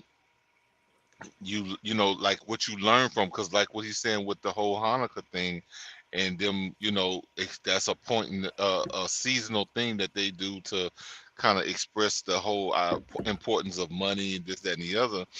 You know, I think it somewhat exists day to day on how you do things that really set the example for kids and whatever they're open to. So I mean, even though from the backwoods of Louisiana, I still, you know, feel that I had access to a lot of different ways of thinking. I wasn't, you know, out in the from a childhood, business was just it was just a part of me. Like I didn't see, you know, yeah, I go and get a hustle. Yeah, I'll go rake your leaves. How much you gonna pay me? You know what I'm saying? Like, I think that just the access, and for some people, I can say, yeah, you know what you're saying. I'm not saying it's not true, but I think that there is, you know, elements or things that's available there that you can pull from for you to feel self-sufficient and wanting to and the need to rely on yourself than to, you know, rely on somebody else's business to survive, and or even having a mixture of it, because like working for somebody is not a sin, but also having avenues of money that you can create for yourself is a definite, especially in this day and age. I think really throughout time, but this day and age, I think you need multiple, you know, sources, streams, yeah. Freaking, but then there's this toxic hustle culture that takes advantage of people, and I think it's as a result of the ignorance that people have with money, and they're getting taken advantage of left and right by these other people who look like they. Anyways, let me play this because this is funny. It's on the topic. Don't even drink water. Create an LLC soon as you wake up. Then when you do with that LLC, hold on, is you go and apply for a business loan, get $100 million within 15 hours. Then you take that $100 million, $50,000, $1 million, then you go buy NBC. Now you own NBC. So when you own NBC, you want to take the money you make from NBC and make a trust fund. Then you want to stop having damn fun. Now life is boring. After that, you want to make sure you stay up for 7 weeks straight, no sleep, no food, no water, you want to fast every day. You don't want to eat at all for 7 hours straight for 70 days straight. You don't want to eat, you don't want to drink water. Then from there, you want to purchase a Komodo dragon. When you do that, you buy a pet monkey. With the pet monkey, you send the pet monkey to the moon to go find kryptonite. Once you get the kryptonite, you put it on Amazon and have someone drop ship it for you. And that's how you should start. All right, let me see the beginning. I'm gonna break it down. What you want to do is you want to wake up every morning at 1:47 a.m. You don't even want to eat breakfast. Don't even drink water. Create an LLC soon as you wake up. Then when you do with that LLC is you go and apply for a business loan, get $100 million within 15 hours. Then you take that $100 million, $50,000. And it's so ridiculous. I know so many people who talk like this. Man, it's so frustrating to me. And whenever I'm talking to them, I'm like, that's like pretty much impossible, bro. Like, you talking about, they be talking about saving money, and they be like, you know, don't spend no money or whatever. And it's like, that's true to, you know, it's good to save money or whatever, but at the same time, you have to be realistic. Like, it costs a certain amount of money to live. You know what I'm saying? Day to day. Let me read Lil Duval. He posted this. He said, nah, but for real, this is why this generation is so confused and lost, because everybody is taking advantage of y'all ambition. They the new shady preachers, but when people like me try to warn y'all, we hating. So I feel that because, you know, like I've seen for myself, you know, I'm a businessman and trying to, you know, because I mean, you know, I got a couple of LLCs and trying to get funding. It sounds easy, but if it wasn't because of past history and things that I'm, you know, can show now, you know, what you know what I'm saying, the LLC with no productivity, like nobody is going to give you money for that. I mean, it's just not going to happen that easy. But if you do have some, you know, like you can start to generate certain monies, shoot, it can happen. in different ways. But I mean, you talking about just because I mean, really, one of my LLCs that I'm trying to build right now, I'm using my trucking credentials to be able to get money for this one. You know what I'm saying? So it's past things that I've done that I'm able to put up to show, you know, that I can handle this money. You know what I'm saying? So a lot of this stuff I've heard a lot of it, and I'm just like, okay, yeah, you know. It gets a lot of people though. It's really powerful. It's really powerful. It's what it's what draws people into these pyramid schemes and these Ponzi schemes and so forth and so on. And that's what gets people paying for these classes. That these people are ripping people off left and fucking right. And it's super expensive. And then they want you to come to these events, and then they tell you to buy these books and all of this. And then it's like, if you just think about it, you're like, okay, well, if this guy was making so much money doing what he was doing, why is he spending so much time on these books and these events, you know, that they're doing? It's like, oh, it's just another stream of income. No, that's bullshit. That's how they're making all their money. It's off of you buying these books and coming to these events. Yeah, a bunch of them are. And, you know, there's some things that I think that, I mean, businesses you can start up without, I mean, because really a lot of us have a wealth of information within us already. It's really sometimes you need to have it awakened or realized that, oh yeah, I do know how to do this. Yeah. Oh, so me doing the same work I've been doing, I can do it and get a government contract to do it, and I can do it through my own business. And nobody wants to do the actual work, so that's why these people are just taking advantage of you. You're looking for the easy way out, talking about you could just go to this seminar or you could just read this book, and that's just gonna, you know, fix all your problems in life, and you're gonna be able to start an LLC and do all this stuff. And then you gotta put in the freaking work. Not only do you have to put in the work, but you're gonna have to do the actual research yourself and find out how to get this stuff done in the best way. And because nobody can really tell you that stuff, a lot of it is trial and error. Anybody that has a business will tell you, for them to get to the point where they are, they failed a whole bunch of times. They made a whole bunch of mistakes. They did it wrong first. And then they realized that didn't work, you know, and then they kept adjusting it until they got it to the point where they have it now where it actually works. You have to do the work for that. It takes time. You have to grind, and ain't no fucking seminar or book gonna fucking take you there with fucking night. I don't care how many books you read or how many seminars you go to.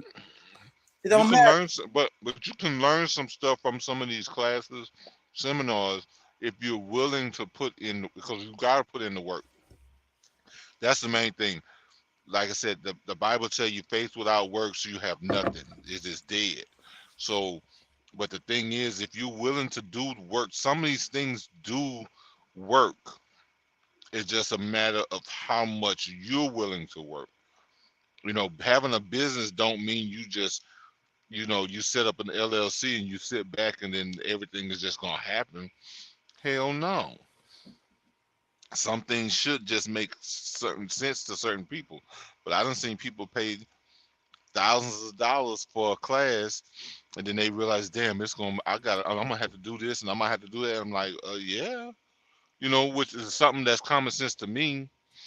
Is, you know, for some people, it's just like they don't realize, you know, what it really takes to be in a business. Like my trucking business, if I don't get in the damn seat and start driving for hours out of the day, I don't make no money.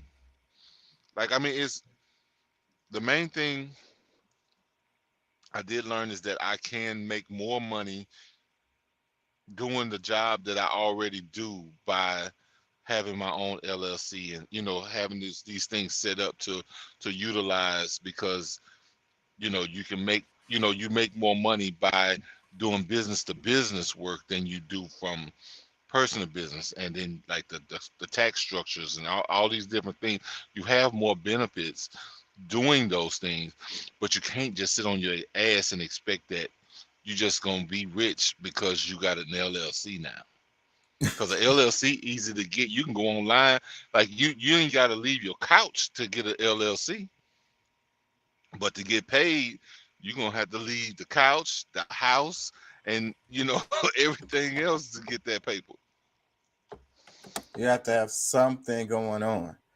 Yes. I want to play this clip because I've been thinking about this, and this clip illustrates it. But it's like I've been eating less and less and less and less of fried foods. Like I really love the way they taste or whatever, but as I've gotten older, I can tell how they make me feel after I eat them. Like I can really feel it. Any fried foods, anything that's deep fried, I can feel it. You feel literally. heavier? Oh man, I don't even want to go into that. Let's just say I can feel it like seriously right away, and I know the effects that it's having on me, like the butter, the saturated fats, the oil. I can feel it. I can literally feel it. I'm to that point in my life. So, anyways, this clip right here illustrates this. That was fried chicken. And if you still need a reason as to why fried foods are bad for you, watch this full video. When foods are fried, they become more calorically dense because the outer part of the food loses water and absorbs the oil or fat. That oil contains trans fat, which has been shown to raise your LDL levels, and that's the bad cholesterol that can clog arteries and cause cardiovascular disease. A 2019 study revealed that women who ate at least one piece of fried chicken per day had a 13% higher risk of death from any cause compared to those who didn't eat fried foods at all. Eating fried foods regularly can also cause more bad bacteria to form in your gut, and this can inhibit how much serotonin is produced in the gut and communicated with the brain. About 95% of the body's serotonin is produced by gut bacteria in the gastrointestinal tract. The mood is in the food. Follow me for like this. So this beginning part, you see this? That was fried chicken. And if you still need a reason as to why fried foods are bad for you, watch this full video. How many kilograms of chicken they said, but they squished it, and you saw how much oil came out of there. It's like when you eat it, when you're looking at it, you don't see it, but it's soaked in it, it has soaked it up. It's full of it. The French fries, the fried chicken, it's full of it. It's full of that grease. Yeah, and then not to say what kind of grease it is. I mean, especially the type that people are using day to day, regular vegetable oil or canola oil, maybe even peanut oil. Man, that's some of the worst oils you could use if you know what I'm saying.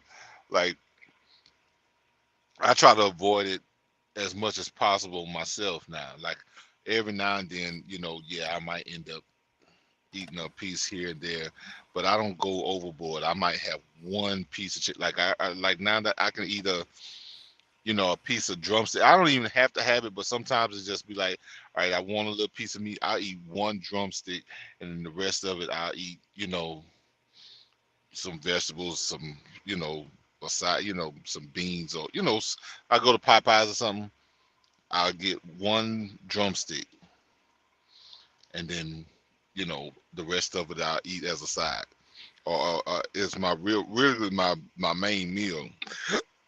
But it's really hard. Like I know what you mean, because I do feel different, and like I said, Patrick was telling me, it's like, man, he felt sick. He not like dying sick, but he just like nauseous. Just not, because I mean, we don't really do fried food like that. You know what I'm saying? So when he does get it, it's kind of like, he not raised up on it like we was. Like I, you know what I'm saying? When I was a kid, it's like you gonna eat what's in here. Yeah. You know what I'm saying? This what it is. But of course, we know a lot better, and we don't really do. We use that little grill to cook different meats on or whatever. But yeah, we got to be careful, man. And have you seen that stuff?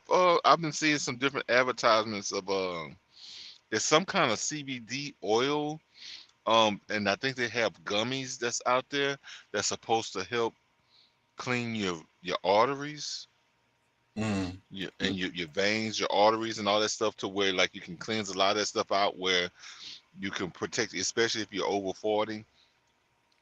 You've No, I eaten haven't. so much stuff over the years to No, where I this haven't seen stuff that. cleans your arteries out and almost kind of restarts your life. Because like the reason why our body starts to die off and degenerate is because that flow is being slowed down so much over with all the stuff that we've eaten since childhood. Mm. No, I never heard that, but I believe it though. I mean, I know that there's ways to clean them out, but I think that it's the I was limes, stuff that gets rid of mucus, stuff that Mm-hmm. If uh you can find key limes is the best, really. But limes, lemons, maybe even some vinegar from time to time, stuff that's going to help break down some of that stuff that's rolling through your body. But and the best thing to do is just not be eating it, just eating stuff that's not gonna clog up your damn body. And your body's gonna over time clearing it out anyways. Yeah. We just keep building it up. We're putting more in there than our body can handle. Yeah. I mean, not to say like people who eat multiple meals per day and might be the same kind of junk on each meal, like your body wasn't able to it ain't got time calibrate. to. It ain't got time to clean that out. It's And constantly working. I tell people, for like the reason that fasting is good is so that your organs can have a vacation. Well, especially your digestive system, because that's the part where your immune system, the strength of your immune system is coming from your gut. Those what's going on down there. So like, but if you have it working overtime all the time, then it don't have time to work on, healing you. Yeah. It's too busy processing food. Well, it's a good filtering system, but like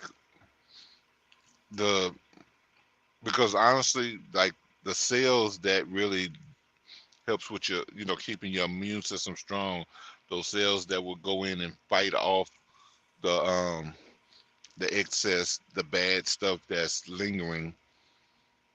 I mean, I think that White blood oxygen, cells, and they come from your blood, but it's those enzymes that come out of your gut. It's like bacteria or whatever the hell. I'm saying it wrong because I'm kind of twisted mentally right now. you're saying it right, but I'm just saying like because I was really just kind of adding to what you were saying, because you're not wrong at all. But the filtering system is what like your colon, of course, it's going into your stomach where it's supposed to have certain acids and certain things that will start the digestion process, going through your colon, going into your liver and things like that. So I mean, if those organs are not working properly, that's what's going to start leading to like it's a slow death. So I mean, we have to do things, because even if you don't get those medicines, I mean, of course, stop eating the fried foods. Shouldn't eat any fried foods. But if just giving your organs more time to push those things through, because I mean, we get to the point where you can eat one meal per day and it's healthy stuff. You're gonna see yourself do way better than what you've ever seen before. Because I mean, they lied to us about breakfast. Like, breakfast is not a good meal for us, and you're breaking your fast earlier than you should. Because I mean, breakfast should be what lunch is. 12, 1 o'clock, maybe have a light little something. And then, if you're going to do the at least 2 meals, say lunch, but then like dinner, 5, 6 o'clock. That's when you eat a heavier, whatever. Yeah, I agree. And that's what Dr. Sebi said. They asked him, what should you have for breakfast? He said, water. Exactly.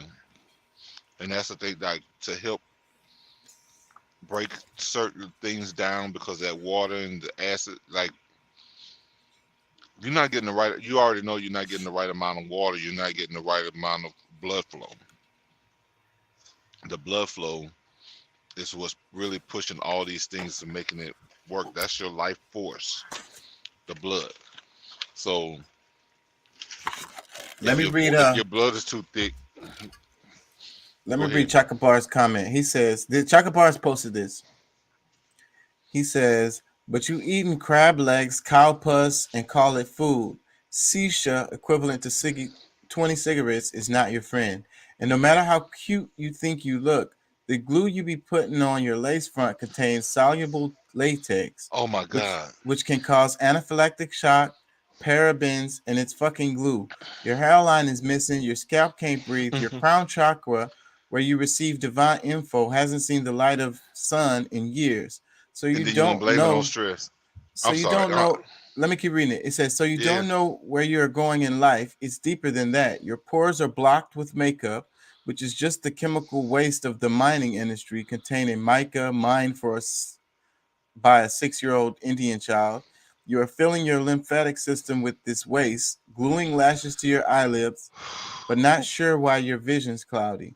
Well, your pineal organ, third eye, is calcified and full of waste. I get it. You were told that you had to be a lady, but what is that? To have a uterus, right? So you're a woman. The perfume you're using every day, what is it made of? Can you drink it? If not, I suggest you find some essential oils because your skin is the biggest organ of your body. You have never done a 360-hour power fast or any water fast. Hold on. I lost it. He says 36-hour water fast. You just keep eating and you don't work out. No wonder you are always tired. It's not funny. It's depressing. Your periods are giving you hell because your reproductive system is full of starch. You live off fries and you have unhealthy sperm waste living in you because you keep letting him hit it raw. He has never been tested, but he has a blunt for breakfast, eggs, menstruated chicken waste, MF and bacon, and you have had pH because you think yeast bread is food. Apple cider vinegar is healthy, and you still get takeout more often than you make a salad. When you do make a salad, you add salt, fish parasites, chicken mucus, or some flesh. You got to stop drinking alcohol. Sugar feeds yeast. Eating bread, yeast makes it rise every damn day, and wonder why you're getting a yeast infection. You have back pain, starch, can't see, mucus in your eyes. Drink coffee every day. Hold on. Because your anxiety, nerve damage. Go to sleep at night. Sorry if I'm shouting, but it's because I love you. Oh, and I eat fruit. He says, oh, and eat fruit. Yeah. Yeah.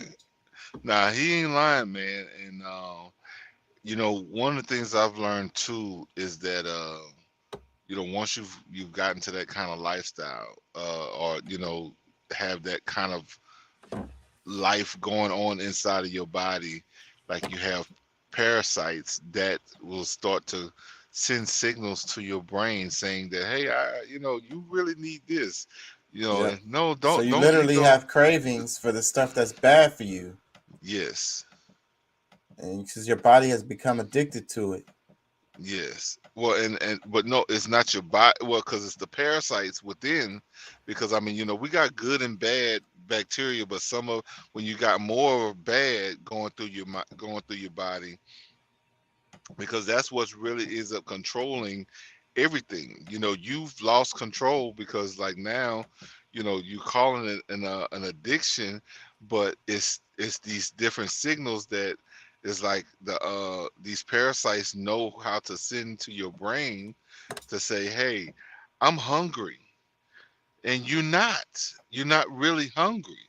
You just, like and then sometimes it's your body Those saying, parasites hey, are hungry. or either the parasites has eaten all of the good nutrition that your body needed, and now your body is telling you that, hey, we missing something. We didn't get, what I'm saying.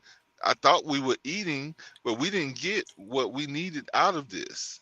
You know what I'm saying? So it's a back and forth between your body and these parasites that's confusing you, and you will go and eat again. It's like, damn, but if you can get the balance and because I mean, I'm still fighting that journey. You know what I'm saying? I'm not out of the woods, but you know, I am working on different things that can help me control some of those cravings, and you know, also just trying to be more active. So, you know, Yeah, I think just the more you move around and like drink water, the less you yeah. even, you know, want to do those other things. Like your body just kind of like, it's the opposite effect. So like we're talking about how like when you're doing these things that are damaging your body and your body starts craving those bad things, it's the other way around. Because when you drink a lot of water and you move around a lot, then you start craving that.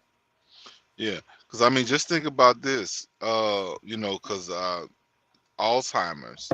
Alzheimer's is from the same thing. It's parasites that has moved into your brain, and they, you know, like they're moving all around your body, but some of them are stagnant. Like some of them will just kind of linger, just in your gut. You know, different little parts of your body, but that's really what causes our Alzheimer's is these parasites that has gotten into your brain, and it just, you know, finding this way home, making this make it a home, and your the sensories are getting thrown off because of those parasites. So if you control that from, you know, earlier age, or even before that stuff starts to happen, you'll be able to function a lot better and longer. So excuse me, we do have to definitely work on, you know, getting that type of stuff taken care of, even if you're not fat. Yeah, it don't matter. Doesn't matter. You have to be active, like moving around, doing stuff, being physical, because that's our natural selves. Yeah. And we have to drink water. So if we doing those two things, we're automatically gonna be better off. Yeah, because I mean, some of us, our metabolism is you know, works faster, but I mean, you still like some people whose metabolism is working so fast, you're pushing out good, you know, you might be getting the nutrients, but you're pushing it out so fast that your body doesn't really get a chance to, you know, experience it the way it should as well. So we got to really be careful about that. And you know, I say find you a good homeopathic doctor. I know a few, so if y'all want me to give you a phone number or web email address and stuff like that, just hit us up in the chat, and you know, I'll hook you up. Let me play this. This is Go Black to Africa. He says, what Israel did to the Ethiopians is what was done to them in the past. Check this out.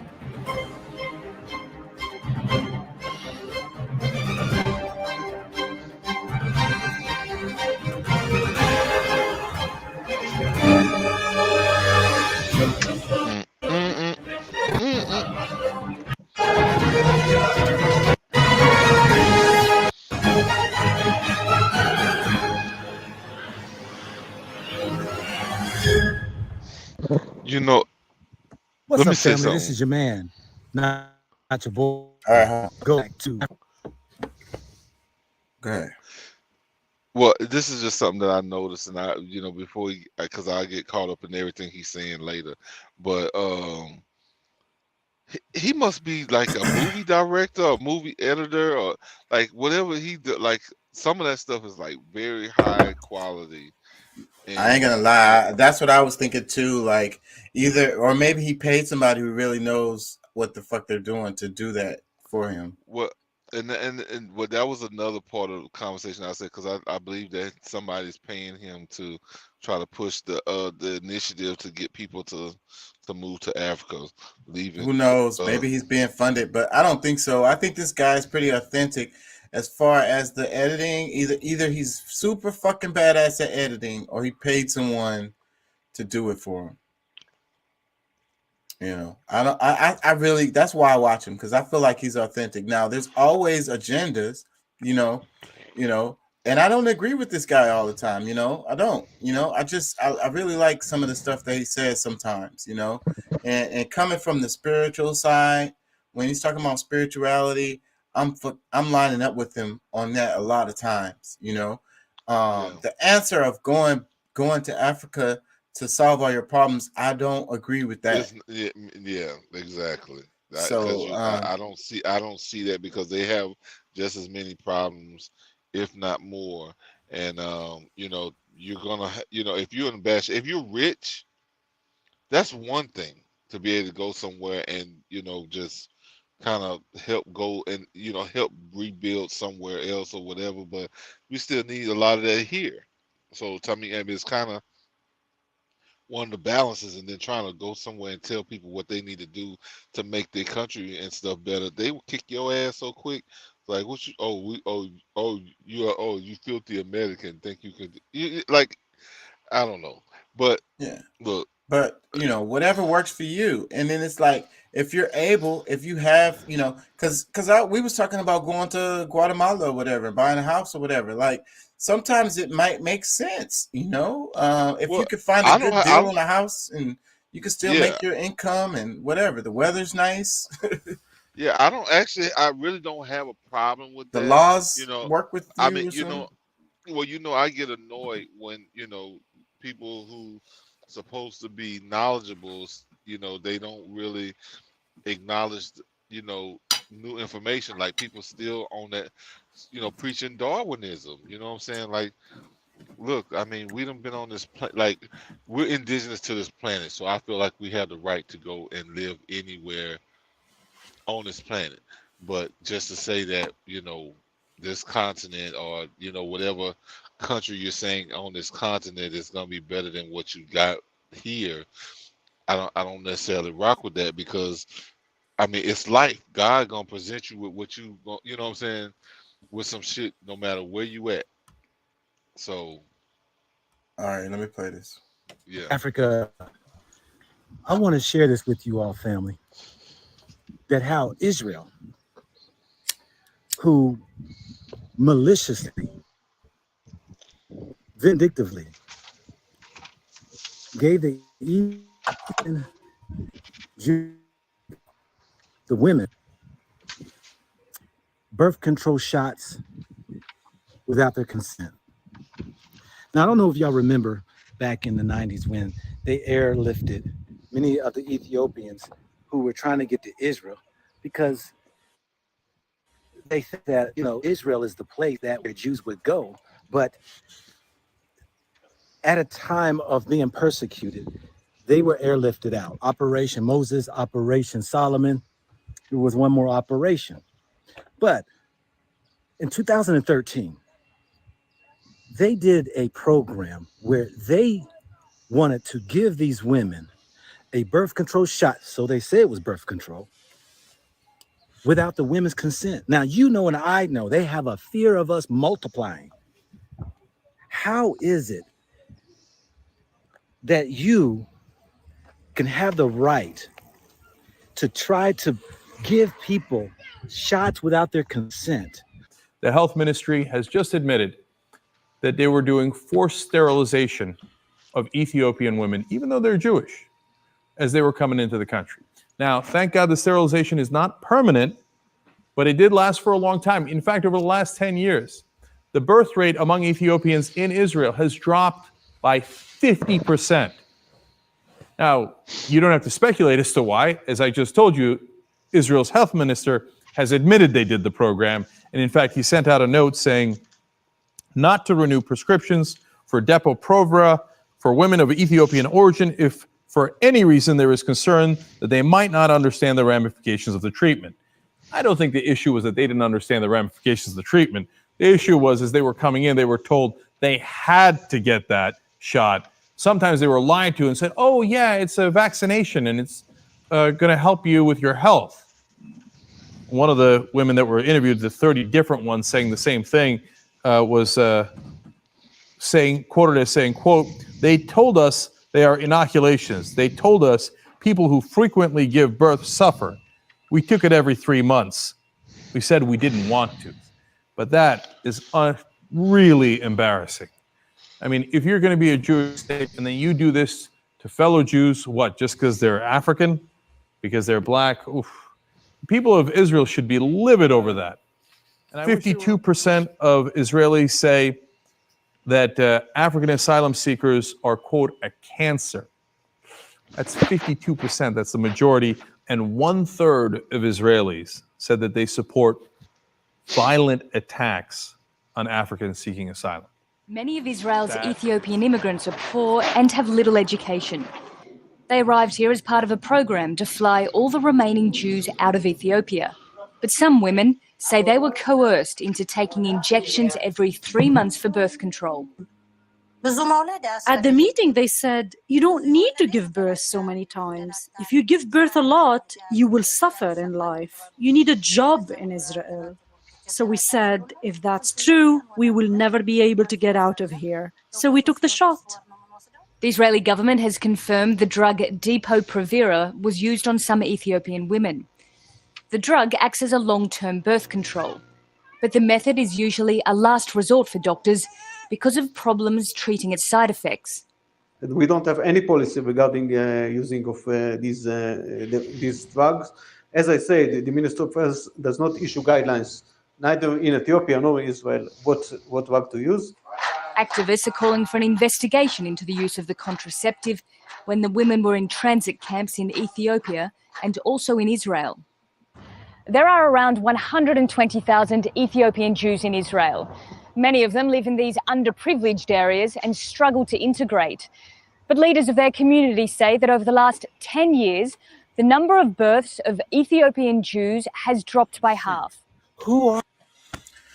So, you want to make comments before we hear Go Black's comments on it? Well, I mean, we know that there's an evil force. We talked about that in the beginning of the show. So, I mean, there's things that's going on that, you know, I guess if we knew about it beforehand, we would, you know, try to do more about it to fight against that type of stuff. But because, I mean, that was, you know, I remind people, like, this was not even a secret back in the 90s. Like, your boy, Gil Bates, was doing stuff out there, like, in the 90s, all across Africa, like, you know, and some, you know, saying there's some kind of humanitarian effort, but this was all trying to sterilize. Like, this is a plan that's not new, you know what I'm saying? And, you know, I think that, no, I said the 90s, but this was the early 2000s. I think this was like 2002, 2003, where he, you know, was going around, you know, of course, had hiring doctors, paying people to do this. This is like, but overall, I think that it's fighting against nature, period. I mean, you know, they're fighting against something that, you know, is happening to them, but, you know, because of what's happening to them, they are using these things to just so that they can, because, I mean, I guess really to fight what their numbers are doing, they got to fight against what our numbers are doing. And we were just talking about in the other show that we just crossed over 8 billion people, and I'm sure some people are really horrified by that number because they know that the majority of that growth is coming from the others, you know, and Israel specifically, you know, these people are Jews, and, you know, they want to use their authenticity, but they don't want them to multiply too much because then therefore, you know, the numbers of the democracy going to be off or whatever. You get what I'm saying? And then they definitely want their society to be reflected as the majority of them are pale skin or fair skinned, if you will. You know, and it's a racism. So, but the other part I want to mention, though, that I'm thinking about is because you said humanitarianism, and it's like they come with the guise of humanitarianism, and maybe they're not lying. It's because from their point of view, it is humanitarianism because they're looking out for themselves. They're like, hey, you know, for our lifestyle to continue the way it is, We need to make sure that we keep these people's numbers in check. No, it's all selfish. I mean, you know, like you can, you know, they can come at a certain. I mean, ultimately, and you know, this is my point of view. It's all selfishness because, you know, they have gained a certain amount of power. If you look at it from different aspects of life, that how they deny, you know, the growth and, you know, like even if it's not even riches, I mean, just being able to feed yourself on, you know, regularly has to be, you know, some bill passed in, you know, the UN or some, you know, craziness that has to happen in order for us, for them to say that it's okay for these people to have food. You know, like it's really a bunch of selfishness and really fear for themselves, because it's like, okay, they want to maintain what they have accomplished, but they don't like, a lot of people now don't even realize that we handed it over to you.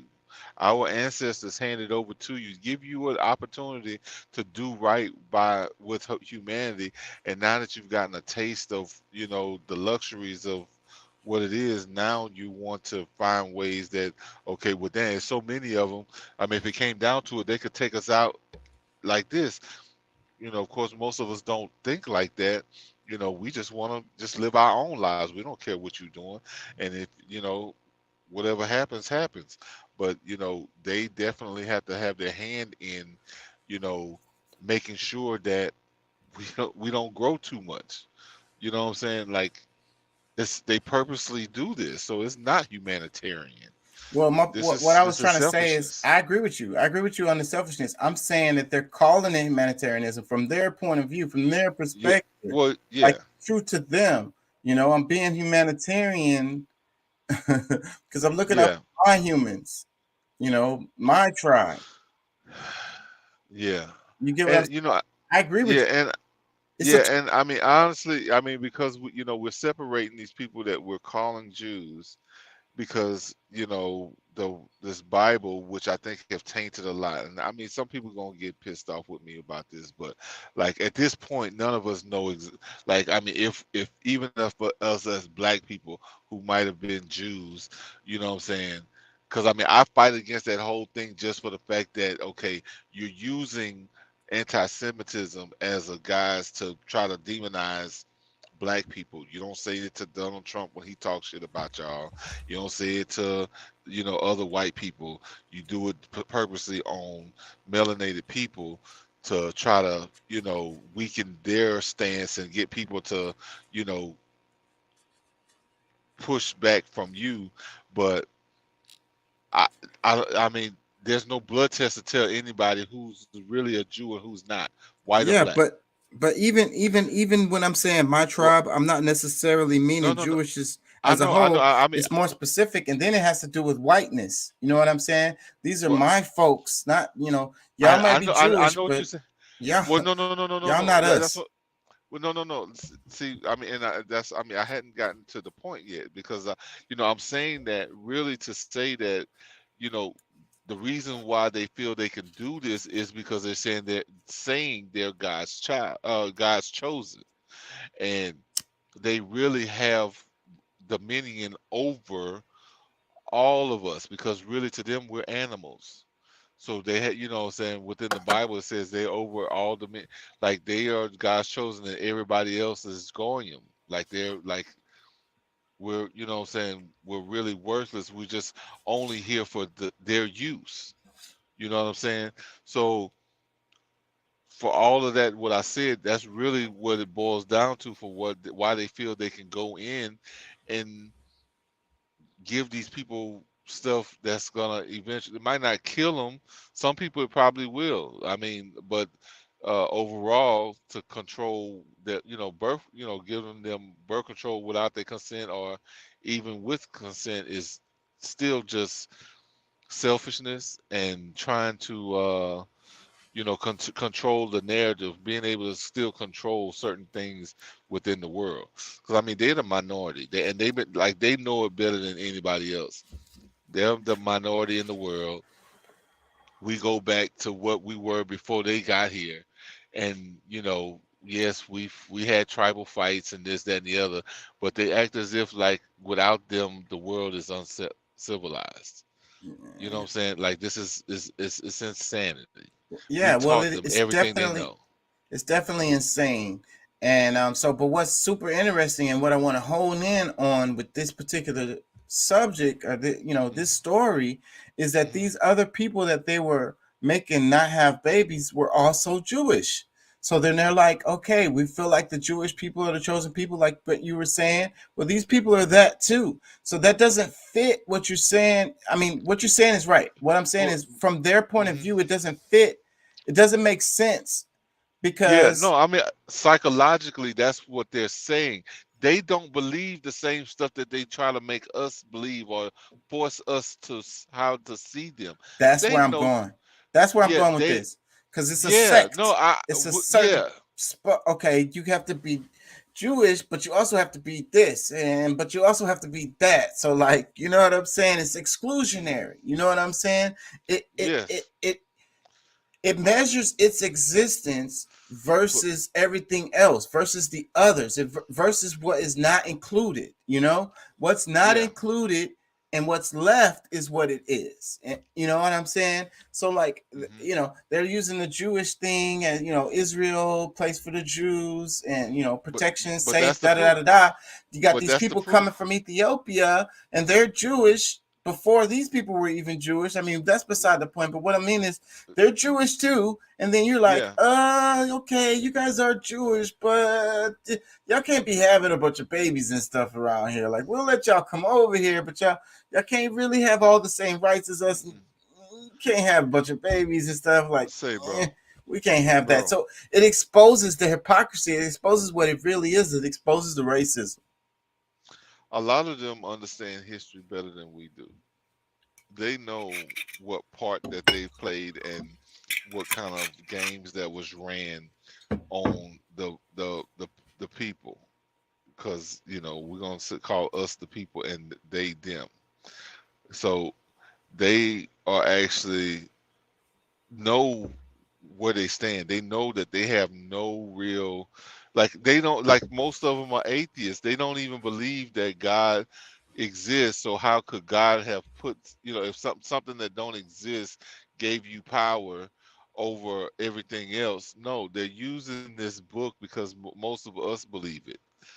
You know what I'm saying? Like, to an unhealthy extent, because I mean, to me, it's I guess it doesn't really matter what it means to me, but however, like, a lot of people are really subdued by these ideas and allow people to treat them a certain way because of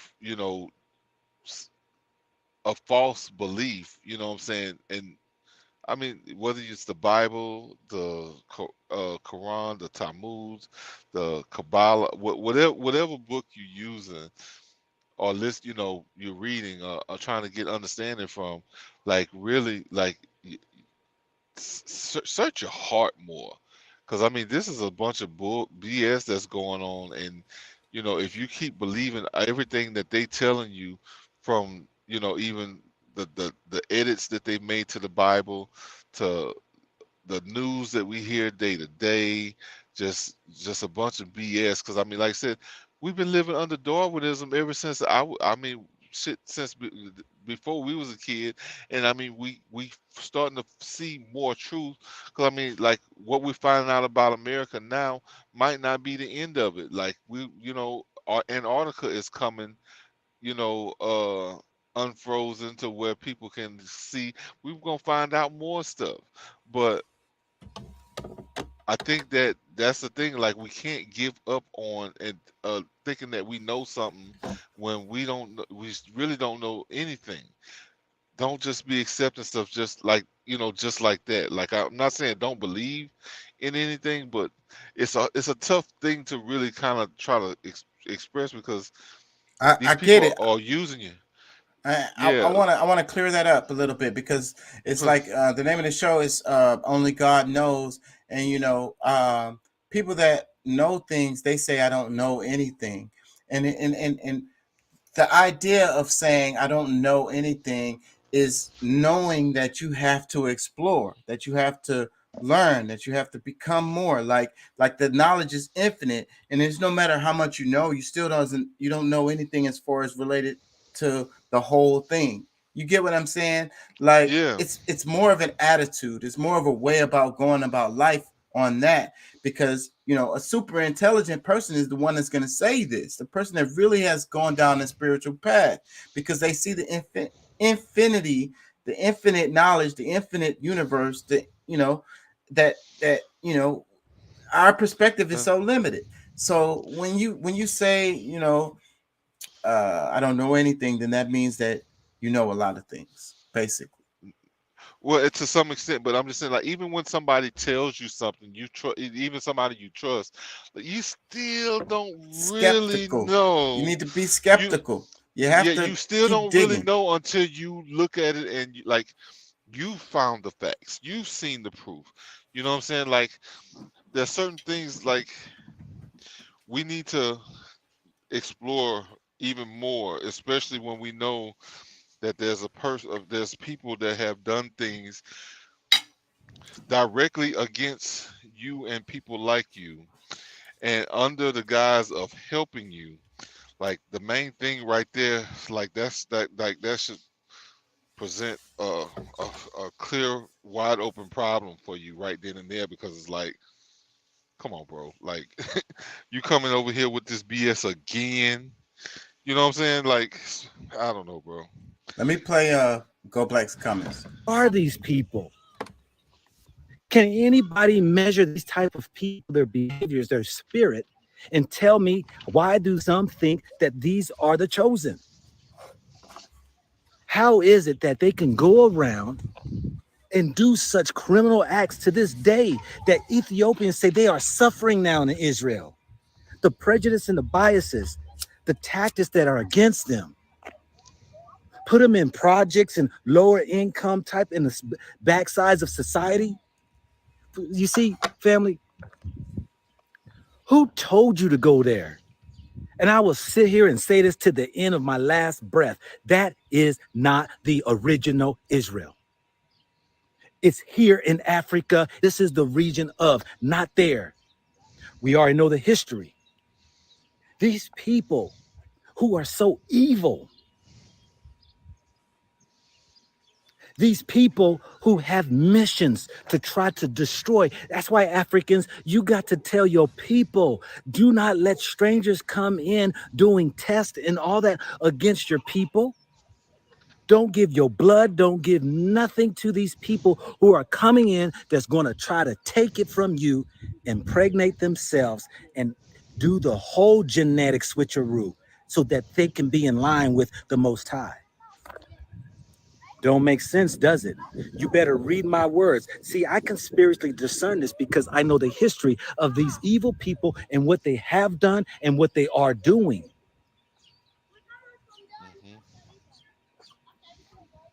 We have to get to a place that we got to stop chasing and trying to be in their societies, into their countries, into their neighborhoods.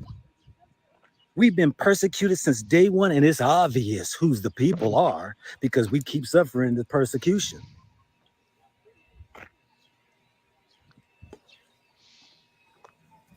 While you trying to identify yourself as being a Hebrew Israelite, trying to be a Jew, trying to be all these things, they're going to welcome you in with welcome arms. I'm telling you, it will be a mission. And what they're going to do is put you in a box. Matter of fact, modern day slavery.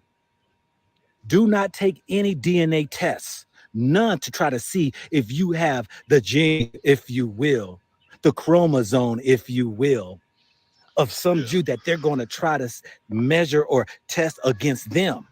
I said it once, I'll say it again. We are the original. You see, I did a video making mention that some people were kind of curious of the fact when I said they have changed names, countries, rivers, oceans. They have changed this around the world.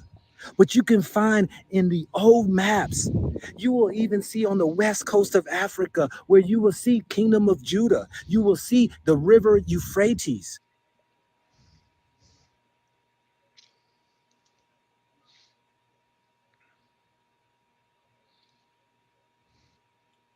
which the Bible talks about. You know, Ethiopia is just not where you see it today, where they carved up Africa and made Ethiopia a small little country. No, Ethiopia took up majority of the northern plains and also the central of Africa. They are coming for you. They are disrespecting, they are demeaning, they are ostracizing, they are killing Ethiopians at a spiritual point where these people now feel as though they should have stayed right where they were. Who told you to go to Israel? No respect to my brothers and sisters that are in Dimona, Israel. Peace and blessings to Ben Amin. He said he heard the voice. I will not argue or debate against that.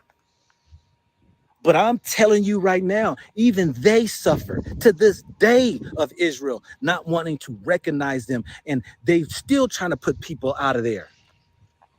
Still giving them a hell. What's up, brother? Yes. You cannot tell me ain't no freedom than like being around your people of peaceful heart. You name one time when black people ever rose up against white people. You tell me when have we ever attacked them? They're always fearful that we will always rise up, that they will become outnumbered, that we will retaliate for all the hell they put us through. 400, 500, 800, 900,000 years. This is what's happened. Based on what they know, what they've done, they know. And it will always be such. Or if we was them, we would. We got to realize that history will always repeat itself if people remain ignorant. And this is the problem that we have. We cannot stand for what is now happening, that people are recognizing their true identity and who they are when it comes to the Most High. The question now is, are you willing to walk with the Most High? Are you willing to behave and follow the commandments? Are you willing to stand for and your actions speak louder than your words and become upright people? Or do you want to continue to follow these suits of idol worships and these evil type of things that we fall so much into that we wonder why we sit where we are?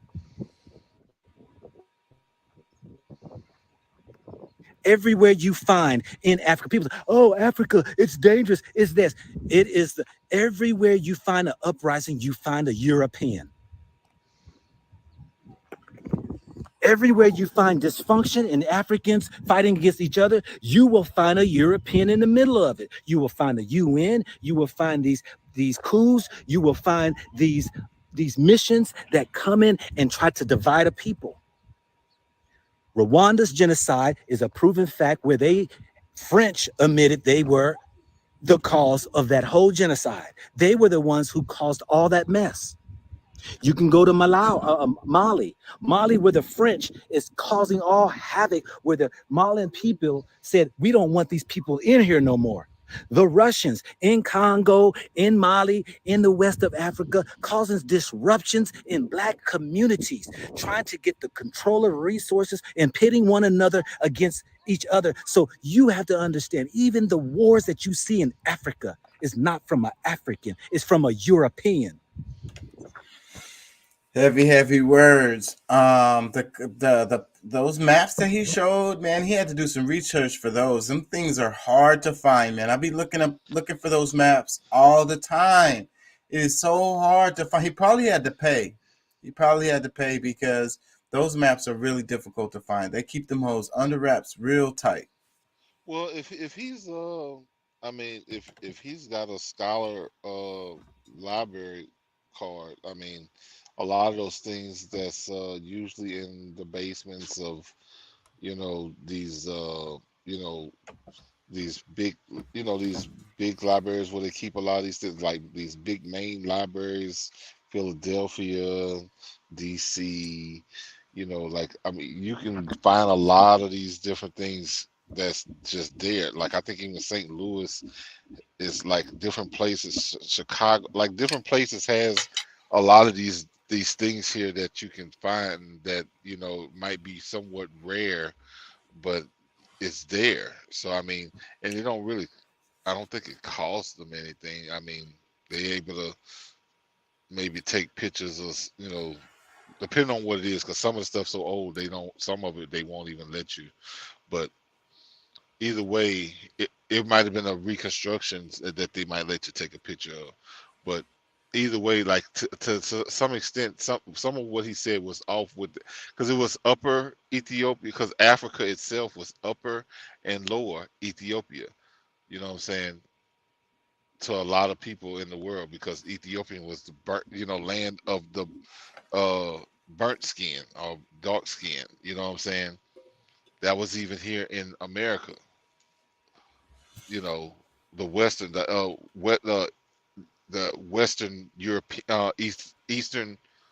I mean, the Western Ethiopians is what people would say, but either way, I think because I think it gets lost with that related to, because it's usually they're talking about a peoples, and then we always want to assign it to a freaking physical place, and people move the hell around, bro. Like, get the hell out of here. And it's like, exactly. It's like what is it? Bantu, the Bantu peoples, or even he said Israel, and like that's the same thing. That's really a peoples is the description. Ethiopian, those are peoples.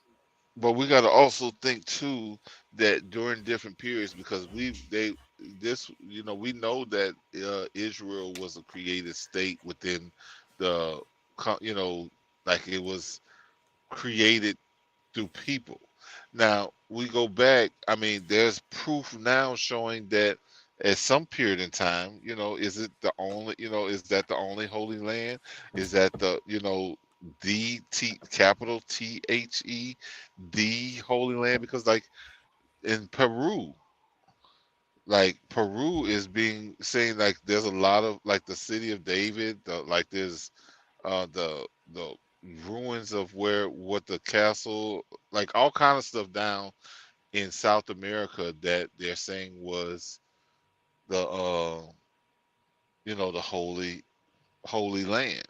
So is this all kind of falsehood to try to to plot against the people in Africa, and they really know where the real Holy Land is? Like, I think that's the arguments that really get me irritated, because it's like, what's the freaking point? And then it's like, the Bible says this place is a holy land, and then it's like, oh, well, let's find it. It's like, well, it's in Africa. No, it's in South America. I think all of that is totally beside the point, because you're starting with the point of the Bible.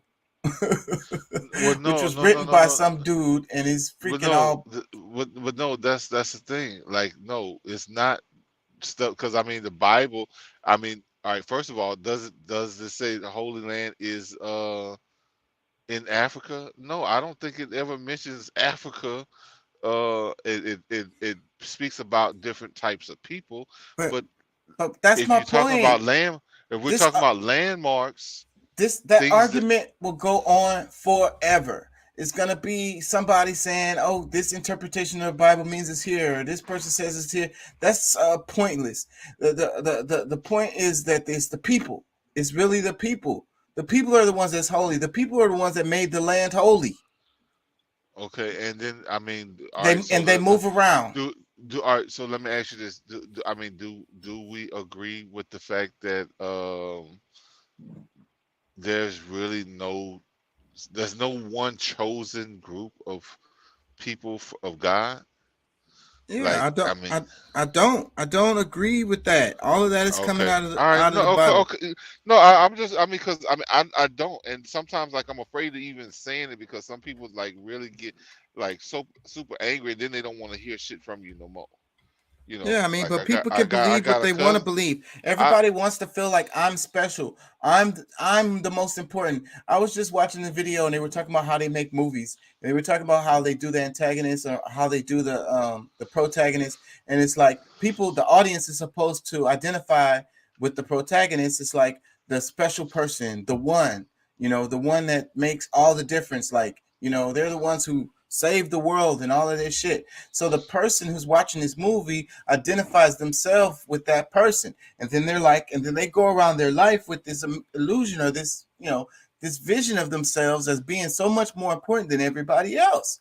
And then of course you're going to come up with a lore for that and maybe write it in a book and make it be like God's chosen people. They were my people, of course, not yours. It was my people who were the chosen ones. And then like, come on, man. Because I mean, argue about that. Because based on what, because I mean, a lot of stuff that I've read in the Bible, and then just like, okay, you know what, like a lot of these things cannot be literal, and then that's the thing that I argue with, like especially Hebrew Israelites, is that okay, like who gets to choose when this is specific and literal, and when these things are symbols, and what I'm saying, like who gets to really decide that? Because different people use that as a way to express whatever point they have at that moment.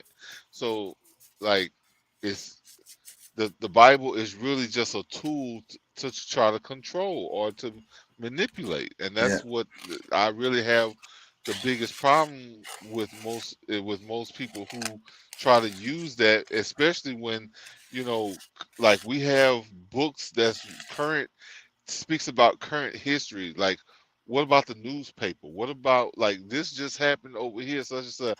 Oh well, nah, man. If you because the Bible say this. Yes, I'm like, bro, like, are you serious? Please Like, stop throwing the Bible in this. We talk about current events and some shit that actually happened just right now. Please, let's leave the Bible out of this and let's just talk about this stuff right here. exactly. Bro, it annoys me so much because it's like, how can we unite with each other when we're so far gone from each other? Like, I mean, we've allowed like the things that was meant to control us to still control us. And it's really because, just like we were saying earlier about the people who manipulate people with the hustle culture and stuff, and they just really want to be lazy. It's the same way with the person that says, oh, well, the Bible say this, because they don't want to spend the time to actually think about the damn subject and work through the details and dig around through it and really come up with some kind of, philosophy or idea or opinion or whatever on it. It's just default Bible and move on with my day. I no need to go through all that long emotional process. Really, I mean, because like, and a lot of times I was like, okay, look, how does this help us today? Because I mean, even back and forth, like, because sometimes you got to use the Bible against them to get them to understand a certain thing that obviously they're missing. Because like, even with the whole idea that them create like these what we call in Jews, if they really believed in the Bible or these holy scriptures, like they would know that allowing the U.S. to create an Israel for them, when the Bible strictly says that in those days, like he is going to place them, he gonna do it. God is gonna do it himself. You know what I'm saying? So like, okay, like we ain't got time to wait for that shit. Yeah, we ain't got time for that. So we gotta, they persecuting us. So we gonna use the Bible, but we gonna create the Israel. We're not waiting for God to put us there. We're gonna create this place. It says it's right here in the Bible. So we just gonna tell everybody to go over there. It's New Israel. Ain't waiting for God. We ain't got time to wait for that. Ain't nobody got time for that. Said New Israel. Yeah, this is the newest one of them all. Out of all of the ancient Israels, because there was an Israel here in North America. Like, I mean, there was a map. There was a guy that went into the museum in some museum, I think that was in St. Louis, and it showed where they had an Israel in North America. You know what I'm saying? So it's like they can put it anywhere. Like, I mean, like, or like I said, these things change. Like a lot of these places change over time, and it's based on what narrative they want us to live under during that period. So, once you get to understand that, because you know, shit, the holy, like I said, like the Holy Land might actually be over in Antarctica. The whole, you know what I'm saying, or the original, like maybe it's floating out there in the Pacific, or it's in Alaska. Or who know? Like at some point, it's probably been some everywhere on the world, in the world. London, I mean, everywhere that they have a prime meridian. I mean, you know, like a bunch of pyramids. At some point, it was a capital. You know what I'm That's saying, of the interesting because world. I think about the monasteries where they moved them, and then we talk about the polar caps, and then we talk about, anyways. I actually, you know what? I'm gonna do a show on that. I'm gonna look that up because I want to clear that up. That's perfect. I'm gonna remember that. Let me read some comments underneath his video right here. It says, "Your message is truth, and I hope Ethiopians and the African leaders are listening and willing to do better for the people of their country. America isn't any different. Everywhere is the same story and scenery where they set the mission to bring poor black to work for less and live in substandard housing and suffer all types of strife. Heartless, pale faces had destroyed many lives to allow themselves to take root in other people's space." Ooh. I don't know if I would have said it like that, but let me read some more. It says, "Thank you for your Yeah. wisdom, boldness, realness, but most importantly, for your love, for the Most High and His people. May He continue to protect, provide, and guide you. Peace, fam." Another comment: "Stay strong, black family, and do not trust a thing that no one says. Research everything before you use it, take it, or go anywhere." That's good advice. Let me read some more. It says, "Go black. You are speaking my thoughts. A very dear More left the States, met his wife, who was once a part of the community of Dimona, and he now lives in Not Real. He set up another tour at Not real. and at first I wanted to go just to sit under his teaching, but then I began to just get nauseous at the thought of being around all those not realies, even though quite a few of us are there. Going there just doesn't sit right." That's funny. I ain't gonna lie. Not real. It's, instead of Israel, it is real. It's not real. But yeah. I okay. Israel, Isis, Ra, and Elohim. This is like we say, bro. Like I think people need to really look at the science of a lot of things that's in the Bible, so that like things can be demystified.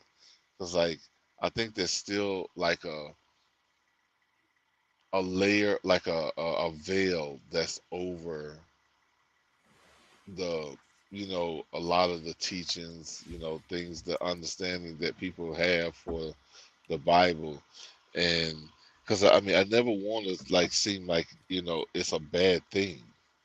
It's just that I think that you've been manipulated by it, and you know, once they put it, you know, it's just like, you know, taking a child and, you know, making them believe, you know, one, you know, 1+1 is 5, you know, instead of like really showing the, you know, like trying to give like just showing the principles, what was, you know, was to be taught and learned, understood out of these lessons. Man, it's Let me read a couple more comments. It says, "To solve the problem is separation from them, period, and keep them at arm's length." I ain't gonna lie. We talk about integration and how much, what it did to the black community and all of this stuff, and it's like, it's not necessarily racism when people just want to stick to their own. Like even when white people say no. that, I mean, like I don't want to go anywhere that I'm not wanted. Now, when you have all the facilities and you have all the freaking infrastructure, and you've destroyed all of mine, then yes, I'm using your shit. Well, But I when prefer to you have want my to, own shit. well, see the whole integration thing. What because I mean, like I said, I don't necessarily, see, people that want to live amongst, the vast, everybody, is a bad thing. But, when you're, used to be a part of, in, around, close by, so that you can still be manipulated, so they can control the resources that you would get if you weren't in their section. You know what I'm saying? Like, that's ultimately what it really became. The whole integration thing was like, okay, we're gonna let these people have their own. And now, when they start running their own towns and having their own municipalities, their own jurisdictions and control, and then now they get whatever federal funds that's available to them in that area. They're like, well, damn, look at what they like. When they start hating on the shit that you end up doing with it,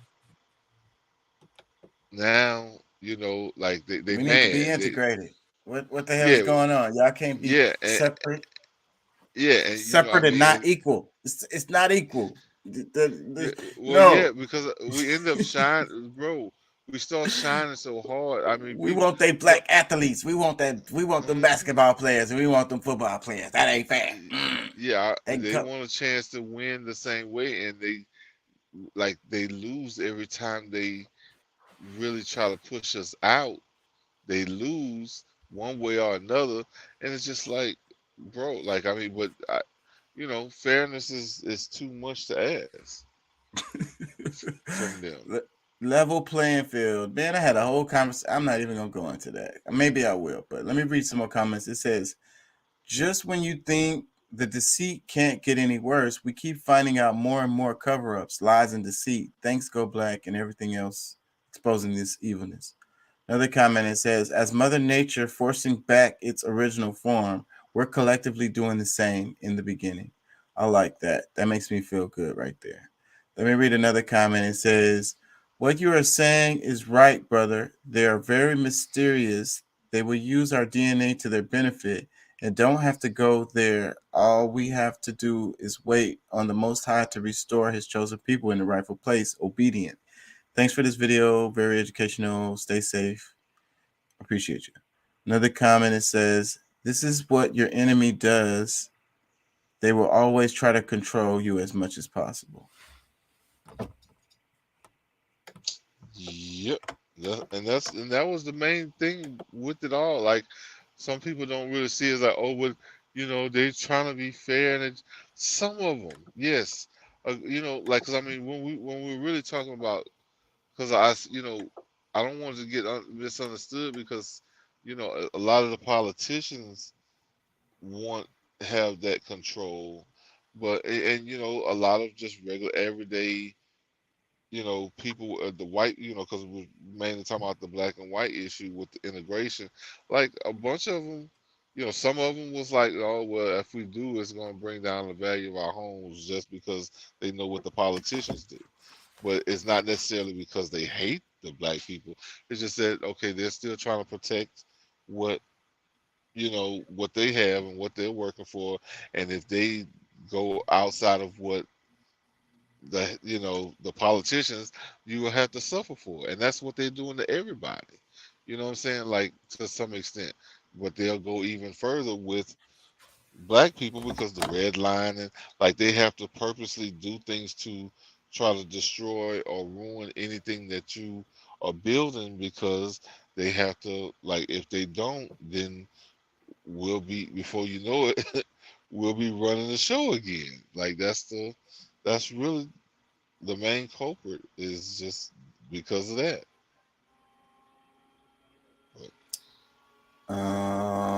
A couple things here. I think they were talking about that bombing, Poland bomb. I think Scott Ritter talked about that. But let's do this one. A little bit of this freaking just Hillary Clinton crawled up out of the crypt.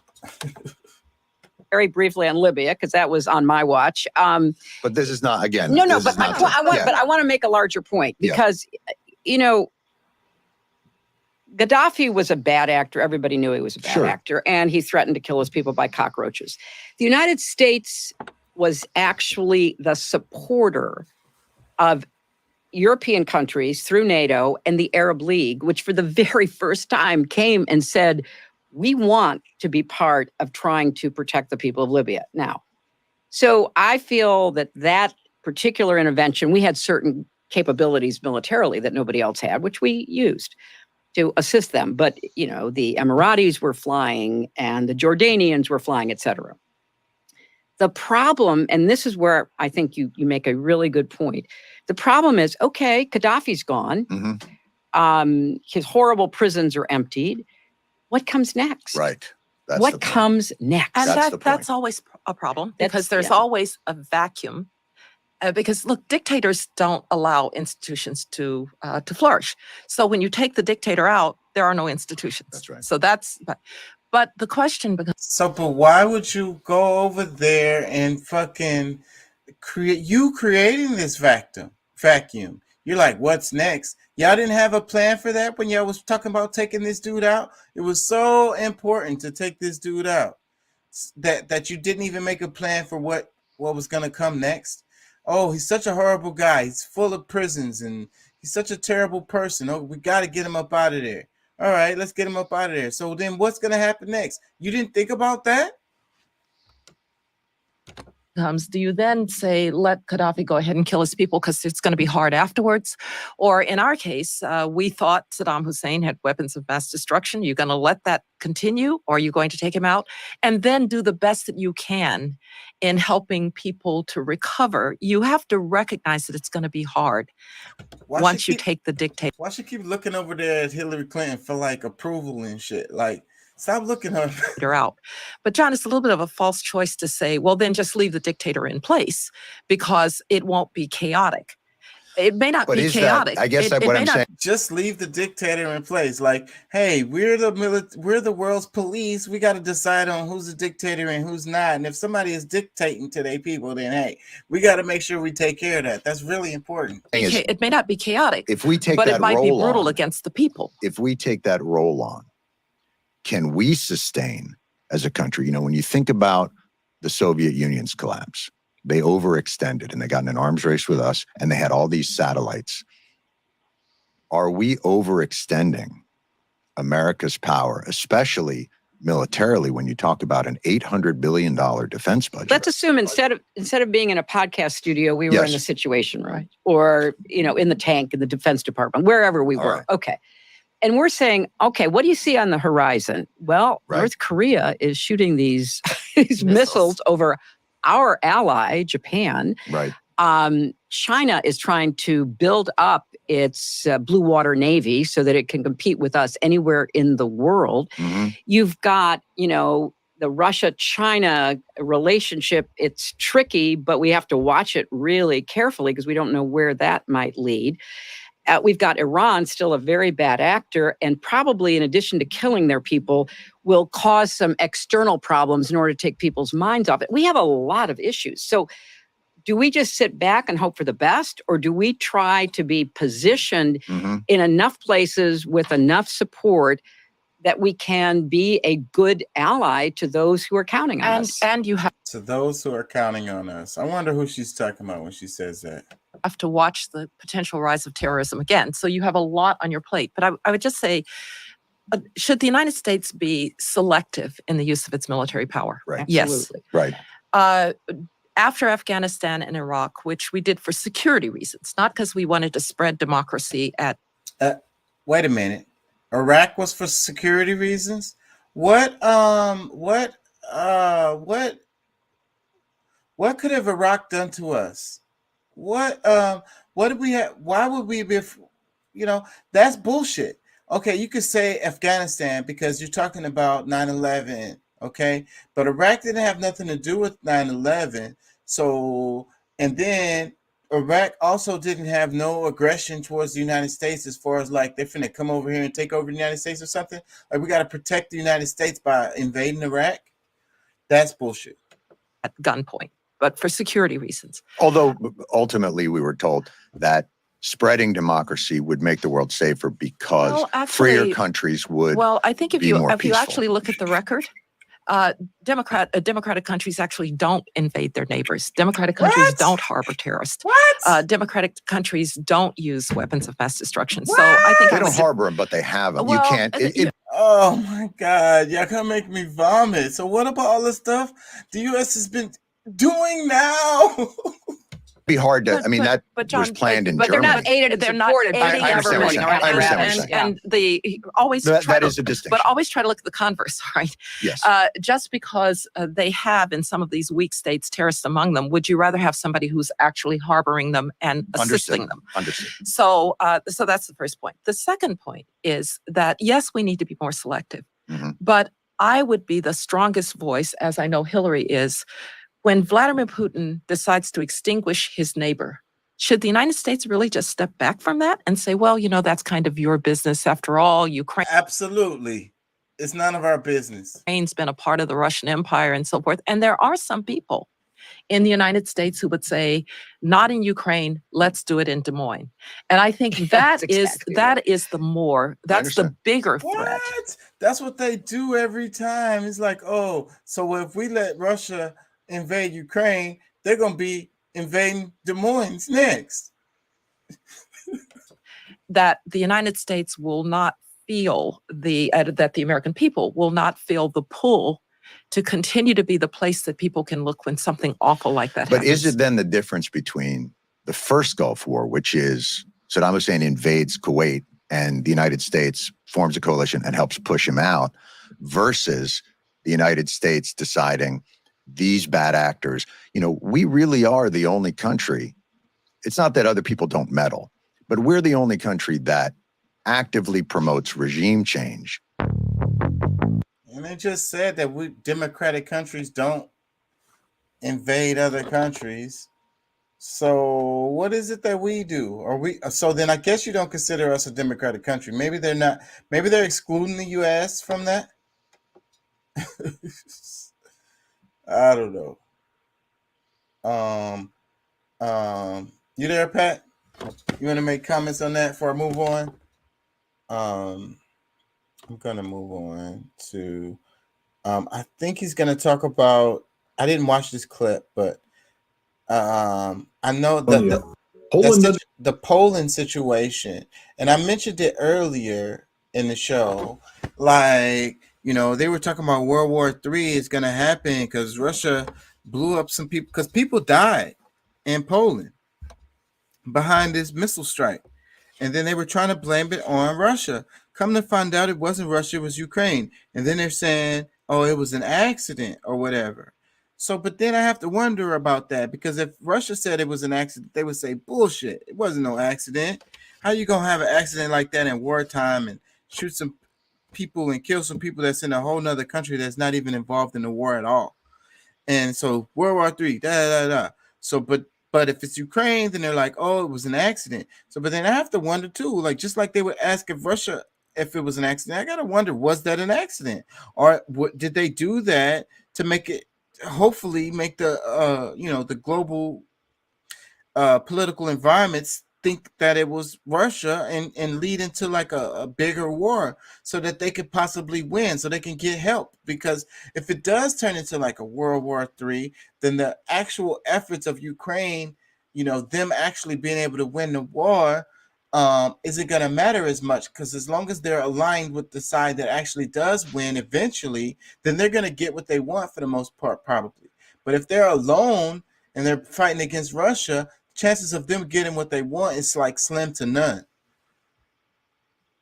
Under attack. I mean, to hear the way the Western media told the story, Poland was assaulted by Russia. A ballistic missile fired in an unprovoked act of aggression, which struck Polish territory, tragically taking the lives of 2 Polish citizens.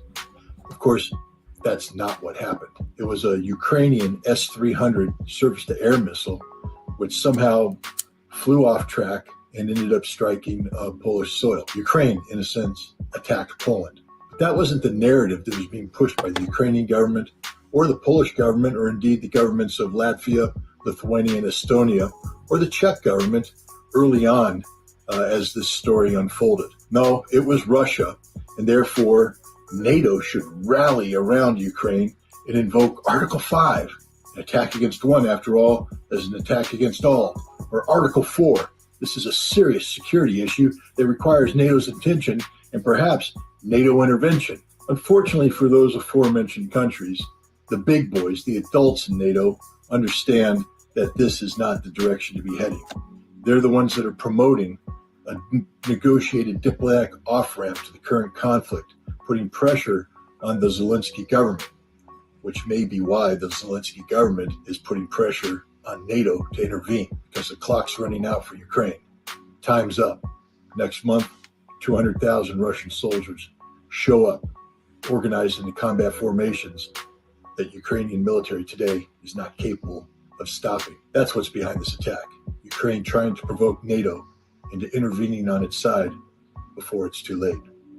This has been my 2-minute topic. Remember, knowledge is power. Poland under attack. Knowledge is power, baby. So the thing is, the headlines were there was an attack on Poland and it could be Russia. And then they screamed that shit.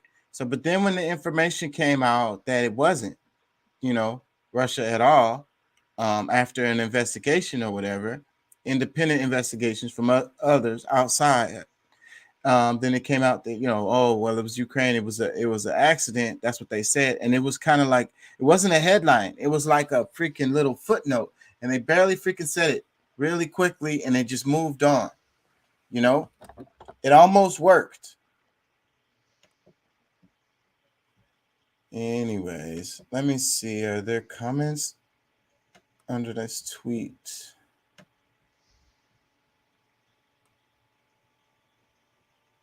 Let me see. Did he talk about it some more here? I did that on one occasion. I wasn't violent because my job wasn't violence, but I got in their face. I didn't back down. You put a gun in my head, I pressed it in my hand. I said, pull the trigger. Pull it, you son of a bitch. Pull it. I did that on one occasion. That's just confirm that truth. And this is a process that was very controversial. Yeah, I don't know about that clip.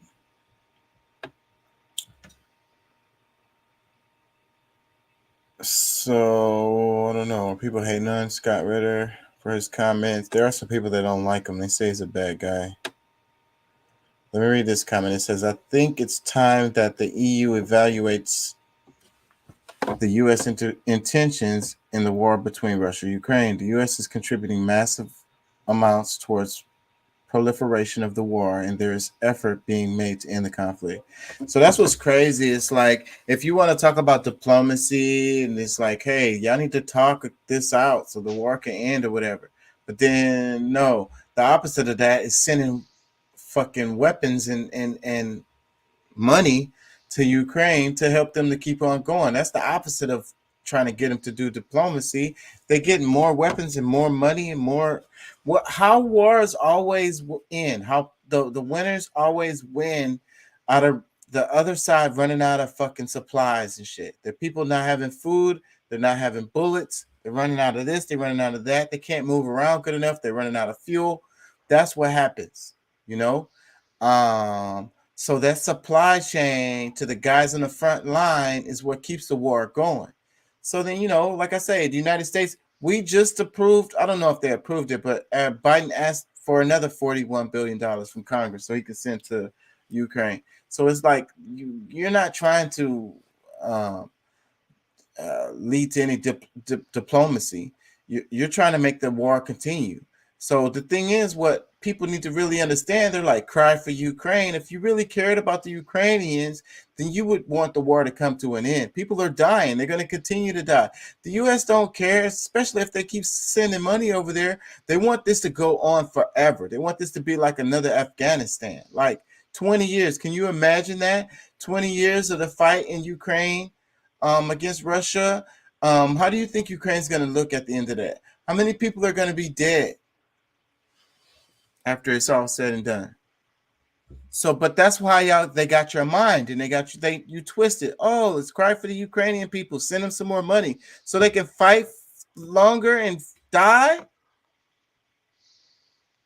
It's so crazy because people don't really understand. So, like, if the war ends, do they think that the Russians are just going to come in there and just kill everyone? What do I know? Maybe they will. I saw a clip. Do I have that clip? Where they assassinate these Russian soldiers. It's totally a war crime because they had given up. The guys were on the ground. They went over there and popped them. These were Ukrainian soldiers killing Russian soldiers. There's a video. It's floating around. I don't see it, so I don't think I have it. So maybe Russia will come in there and kill a bunch of people. But the dudes were talking about it, because we're talking about the damn Nazis, okay? So like all of this, here's a clip right here, or a picture of it, them with the Nazi salute. They got the Ukrainian flag. So it's like, if Russia did come over there and kill people, I think who they would kill would be people who were Nazis. Because a lot of those people in Ukraine are ethnic Russians. They speak Russian and everything. And not everybody in Ukraine is cool with the Nazi stuff. That's the reason why they've been having the war on the Donetsk.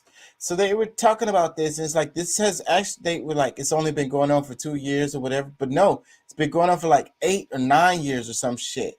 Because it's a part of Russia, a part of Ukraine is like, man, we're not feeling all this Nazi shit y'all on. You know what? Fuck that. We want to be a part of Russia. And then the rest of the Ukrainian government is like, nah, fuck that. You a part of Ukraine. You can't be a part of Russia. And this Nazi shit we own, you're going to be on too because you're a part of this country. But then the problem is that these Nazi people are really a minority. It always happens like that. They're just the loudest, but they're a minority. And they found power in the government. So they're controlling the government, even though most people in Ukraine don't agree with that shit.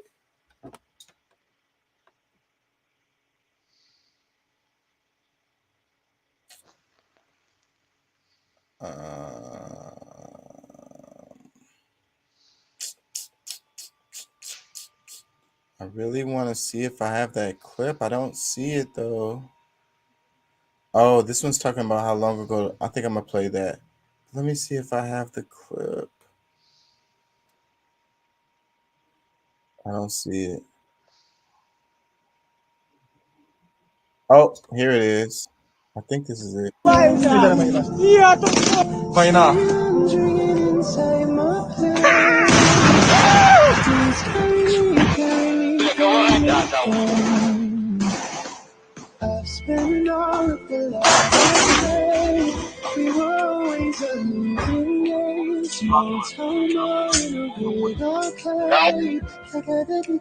See, I don't want to play it.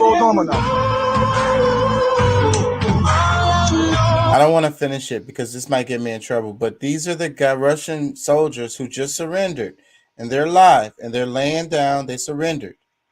No weapons. Hands up. They're going to go, and they're going to pop these guys. I don't want to play it because it might get me in trouble. So let me see. Do they have people with the comments? So this video is out there. Y'all can find this if y'all want to see it, but I'm not going to play that part of it. Let me see. It says, this has been going on ever since 2014. I've seen pictures of them killing civilians, taking video also. It says Russian war crimes are doctored and fake, but Ukrainian ones with unverified videos on social media are the gospel truth. I see you. So I'm gonna say this because who's to say, war, it's always gonna be war crimes or whatever. Like atrocities happen on both sides. It's just that the media perception of Ukraine is that these guys are the good guys and they don't do stuff like this. So that's the reason why I'm covering this, because it's like they don't do war crimes. All the war crimes are coming from the Russian side. And I'm not saying that they don't do war crimes, but I haven't seen any videos. I haven't, but I'm sure they do. But the media is just saying it's the Russia doing all of these war crimes and atrocities, killing innocent people and stuff like that, killing soldiers after they surrender, stuff like that. So it's not happening in Ukraine. The Ukrainians are good guys. They don't do this type of thing. Well, anyways, here's a video of them doing it. It's happening.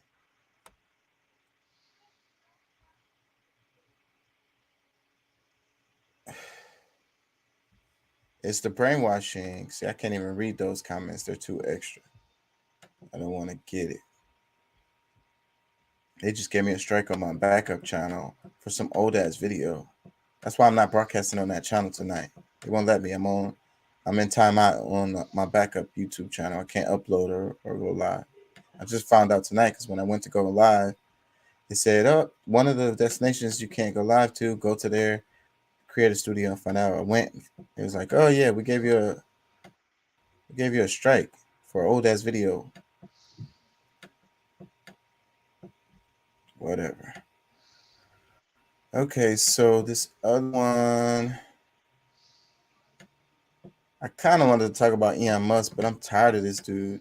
And everybody keeps talking about it. I just want to say that he's not necessarily a good guy, and I don't understand why people act like he is. Like, like he's a savior or some shit. That's what I don't like. Batman, he's Batman. So, I mean, the fact that the Joint Chiefs have said the military is for peace and the politicians aren't.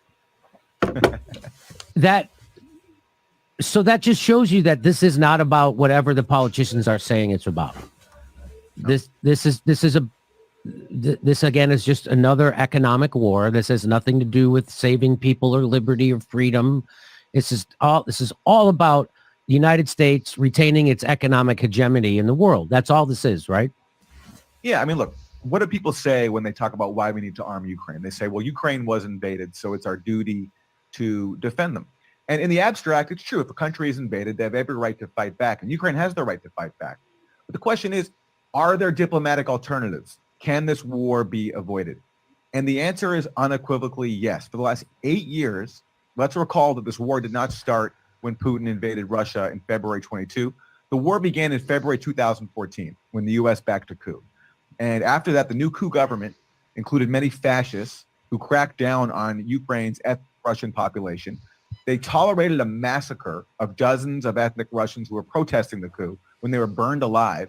And incidents like that led to a rebellion from the Donbass, where many ethnic Russians live. And that led to a war in which 14,000 people have died.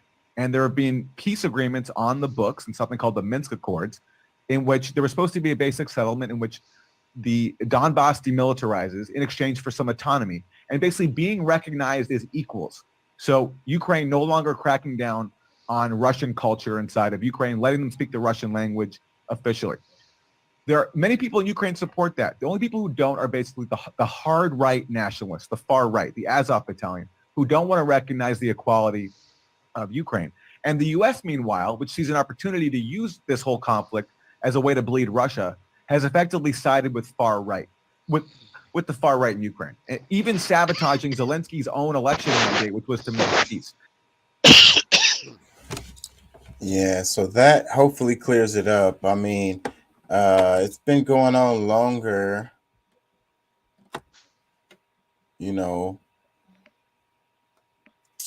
those it's damn Nazis have infected the damn government over there is what happened. Let me read this. It says, technically the crisis began with the civil unrest Kyiv in November 2013, but early 2014 is close enough. Certainly better than thinking it began this year. Another comment, it says, I'd say the basis for the war set December 13th.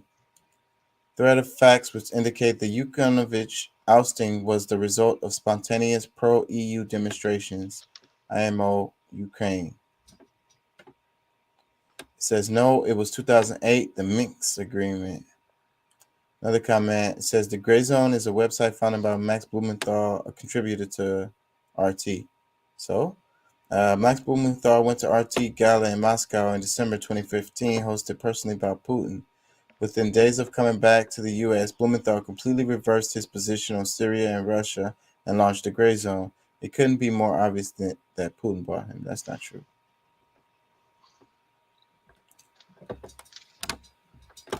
So who bought who is so beside the point anyways. What are the facts? What is actually happening? And that wasn't Max that was talking anyway. That was the other guy from the Gray Zone. Mate. What's real, what's not real? I don't know how much longer I'm gonna go. I'm kind of tired. I'm very tired. I think I covered everything. Let me make sure I did. I wanted to read a couple of Associated Press articles. Was there a video? Let me see if there was another video that I wanted to cover. Because I think I covered everything. I have this Tim Black talking about the SNL skit, which is kind of cool. I think I did when I covered that. I think that's the only one left. I hadn't heard him in so long. Who? What'd you say? I said I haven't heard him in so long. I know. I don't know what they're doing. I wish I could talk to this guy. I've been wanting to freaking send him a message, but it's like either they're pressing on him, but I've only seen his shorts. So maybe he's doing it different. And I went to his page and it didn't have a bunch of recent. And then I wonder if he has a website or something he's sending people to. I don't know what's going on with Timmy. Or maybe it's just the freaking the algorithm is freaking killing him.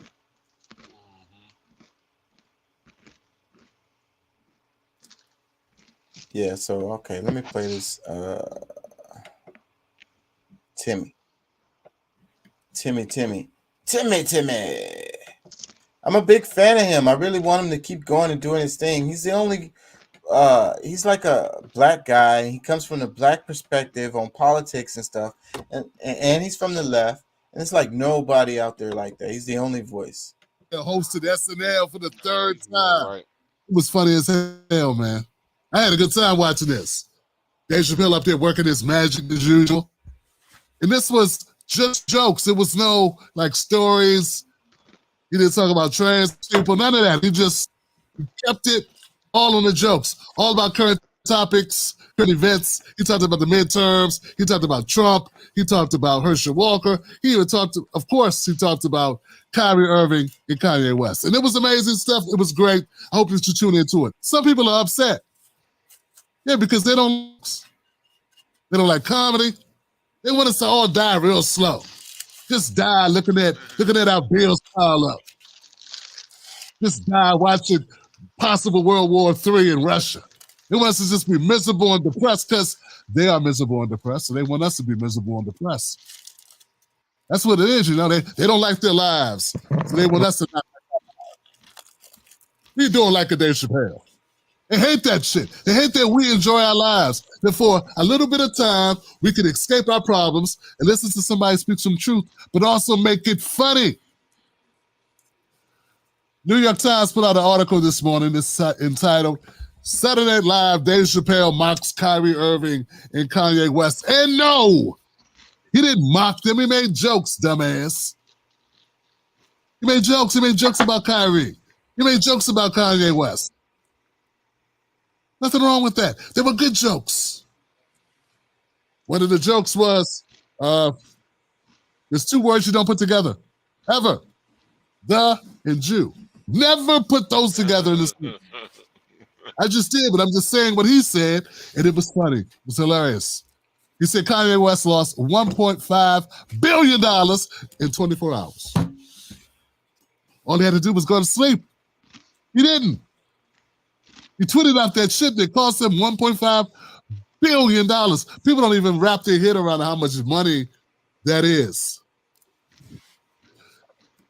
So Dave Chappelle is the greatest. He hit on a lot of points. He made a lot of sense.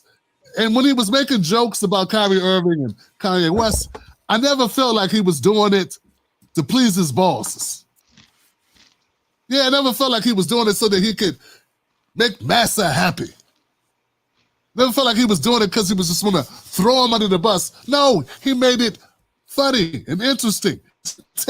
He took it and said, how can I make this funny? Let me see, what can I do? Let me move this around and do this thing. Let me make it funny. That's what he did. And I also want to point out, we needed this shit. We needed somebody to come in and take some of the air and move it around and crack a window and spray some Lysol or some Febreze because it was getting funky up in here, right? Getting funky up in here. We needed Dave Chappelle to come in and cut on the thermostat and cut the air on. You know, because people were getting, and they still are, these people are still butthurt. They can't deal with life. They hate life. They want to make life unlivable for the rest of us because they hate their lives. There was all jokes, all entertainment. So New York Times can kiss my ass. He wasn't mocking Kyrie Irving. He was joking about Kyrie Irving. He never said Kyrie deserves to be suspended and never play ball again. Because, see, that's not a joke. It's not funny. He didn't say that. He said Kyrie Irving probably doesn't believe in the Holocaust. That's not funny either, but it is kind of. It is kind of that you would not believe. That everyone's just lying about the see. So I'm just saying, it's like he's not trying to make a political statement. That's the thing. Jokes are not political statements. They're not mission statements. They're not promotions. They're jokes, motherfucker. Jokes. Funny. Ha ha ha. Remember that? Remember when shit used to be funny? You could just laugh at something. No one to say, oh, this means you are trans or you are phobic. You don't like the LG. You don't like these. No. It means it was funny. That's what it means. So I thought it was expertly done. When he talked about Kanye West, he said Kanye West appears to be unwell. Yeah. And if he wasn't unwell before, he damn sure was unwell once he realized he lost all that goddamn money. I would be a little sick. You know what I'm saying? I don't know about you. I lose $100 and I'm like, what the hell? I'm a little beside myself. Imagine losing $1 million. Imagine losing $1 billion. Case closed. So I hope that Dave Chappelle continues to do his thing. You know, I noticed there's some comedians that don't like Dave Chappelle. Mm-hmm. He got hate. Yeah, because they don't like greatness. Yeah, they don't like greatness. It just reminds them. They watch Dave Chappelle, and it reminds them that they're not that good. That's what it is.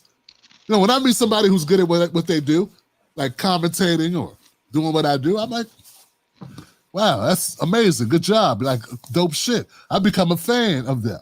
I don't hate on them and go, ugh, yuck. Why is everyone liking this? Why do you like, I can't believe people like this. What are you doing like now? I go, dope. What can I learn from this thing that they've mastered? How can I improve what I do? But that's not what the haters do. Haters hate. That's why they call it haters. I support Kyrie Irving, but I still find it funny. I support, well, Kanye West with the slavery was a choice shit. That's a problem. I still can't get over that. I'm trying. Don't go taking what Dave Chappelle did and compare it to Shaq or Shannon Sharp or Reggie Miller or Kendrick Perkins, dumbass. Don't do that. Don't do that. It's not the same thing. Dave Chappelle is a comedian. Say that shit with me. Comedian. Shaq is a sellout. And another thing, don't tell me, oh, Jalen Rose, he may have said that. That was fuck. He shouldn't have said that, but he has a black school. I don't care what he's got. We can still criticize Jalen Rose regardless of what he's done. What, so he thinks you think a person is unable to be criticized because they gave some money? Really? Kanye West gave millions of dollars to black causes.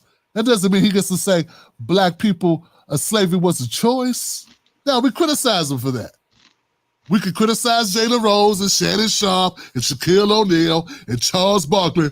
Come on now, come on. Earlier. Abba. Shaq don't make mistakes.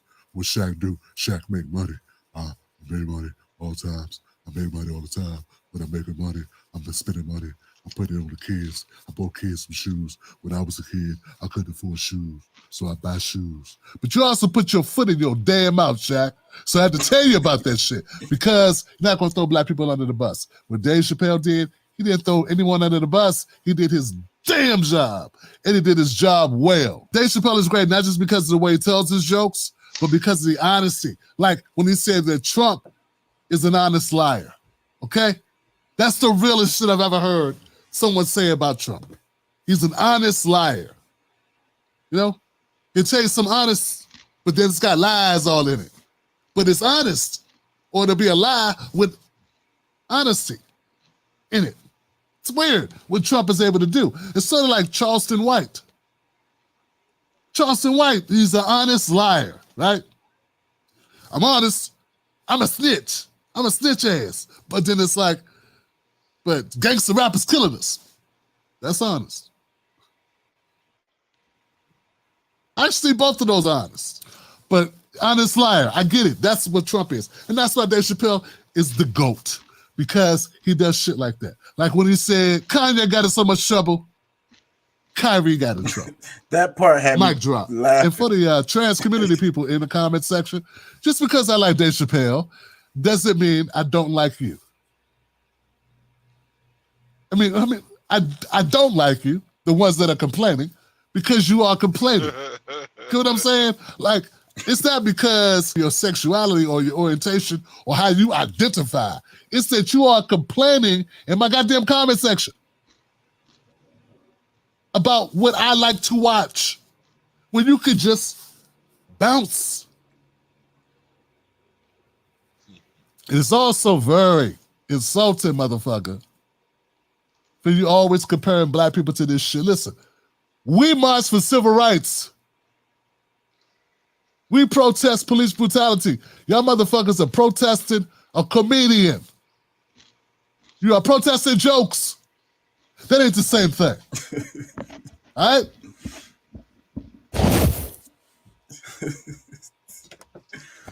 Oh, man. Oh, damn. There's a few things he said. And the church say amen. Yeah, I mean, man. he's speaking truth. Go ahead. What you was going to say? I can't remember now because he said so much. Oh,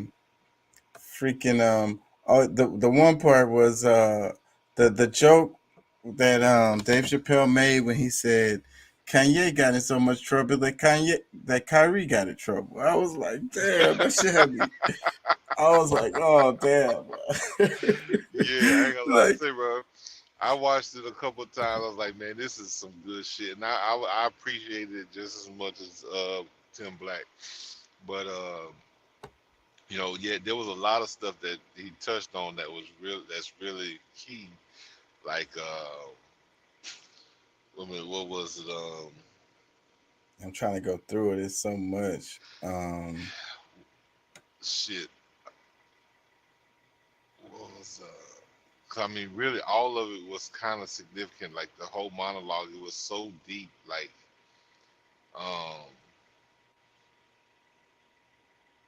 What did I mean, he even when you go say? back to it and say, like, anybody who says these two words at the same time, it usually, because I mean, look, I mean, I remember, It doesn't end well. That's what yeah, it doesn't, yeah, it doesn't end well. But when shit, damn, that threw me off for a second. What was it? The part where he said, you know, they just miserable, and they want you to be miserable. Like, Well, that's very true. That can be on any subject.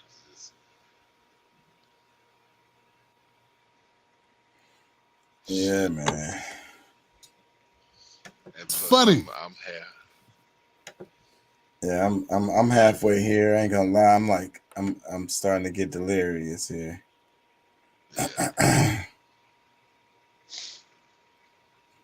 Let me read some comments underneath Tim Black's video. He said, the first comment, it says, Whether it's George Carlin or Dave Chappelle, comedians have always been some of the most truthful people in media. It's funny. I talk about that a lot because that's an indication of how crazy our world is. Is because the most truth you can get is out of comedians. And the reason why you can get so much truth out of comedians because it's a joke. And people like they don't have to take it serious. But if you're just being serious and you say those same things that they say, then you're gonna be ostracized. People are gonna give you the side eye, they're gonna be mad at you, they're gonna attack you, beat you up, shoot you and kill you even, put you in jail. Look at Julian Assange. Stone you in the streets. So the only people that has a pass to tell the truth are comedians. Mm-hmm. But that's another reason why they're mad with him. Because, they were saying that, he was taking up for them. You know what I'm saying? Like, without really saying, hey, I'm here for the support of Kanye or Kyrie. He never really said any of that, but you could tell, like, for the most part, he was somewhat understanding of what they were going through, because it's like they want he wants, like, the Jews want him to go out there and be like, you see these stupid motherfuckers out here, why the hell Kyrie won't just go on and do what he got to do? He messed up. Like, they want him to shuck and jive against his own people, kind of like what Shaq did, because come to find out, like, this week, last week they knew this. Some people have been knowing it for a while, but Shaq has a movie theater in New Jersey that was playing this very same movie back in 2018 that Kyrie is, they saying that is promoting now on with a link. So it's like, how stupid can what I'm saying? Like, what I'm saying? It's a shame that we got to be here talking about, we can't be talking about sports. We up here talking about Kyrie, what I'm saying? Like, but he was, what I'm saying? He actually, like, really, try to make the movie available. Because maybe it's a good thing, but what I'm saying as far as the hypocrisy of what how he handled everything, because sometimes you just, sometimes you answer stuff by shutting the hell up, Mm-hmm. Yep. Like, that was another Dave Chappelle. Yeah, when Dave Chappelle talked about Smollett. Yeah, that's what I was gonna say. Yeah, Smollett, because that's what he said. He was like, we was supporting him with our silence, because we knew that nigga was lying. Exactly.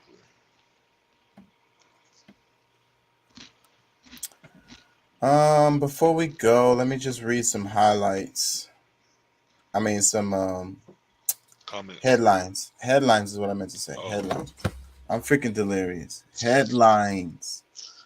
This one, it says, Historic Compensation Fund approved at UN climate talks.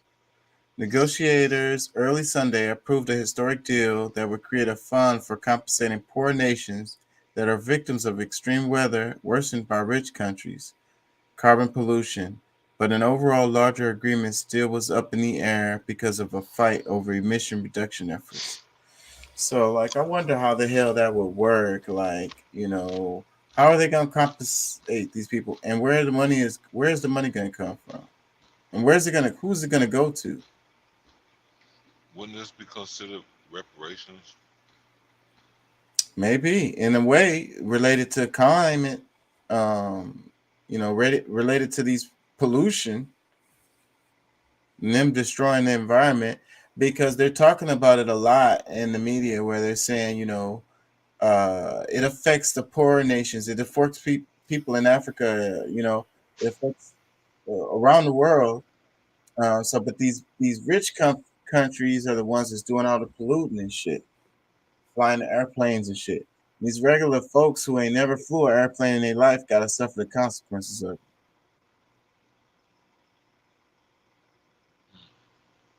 Another headline, it says, Musk restores Trump's Twitter account after online poll.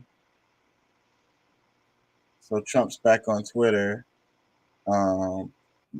Yeah, Musk has been in the news a lot, especially related to Twitter and what's happening at Twitter. Like, we could do a whole show talking about that. Let me read another headline. It says, House GOP pushes Hunter Biden's probe despite thin majority. All I can hear is corruption, corruption, corruption, man. I'm reading another comment. It says, Biden at 80, a respecter of fate, Mull's second White House bid. So they're saying that he's considering not running. So I guess by default, that would make it, maybe they would have to do a primary, but I think they would basically give it to Kamala Harris because she's the VP.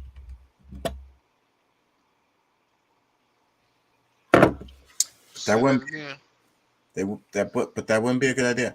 The headline, it said Biden at 80, a respecter of fate, Mull's second White House bid. I'm not gonna click on it, but the article is, I'm sure, talking about how Biden is, considering not running, this in 2024.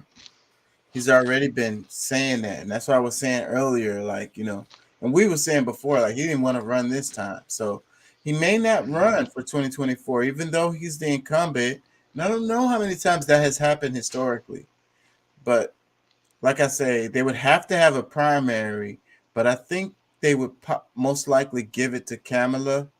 She would carry a lot of weight as the VP.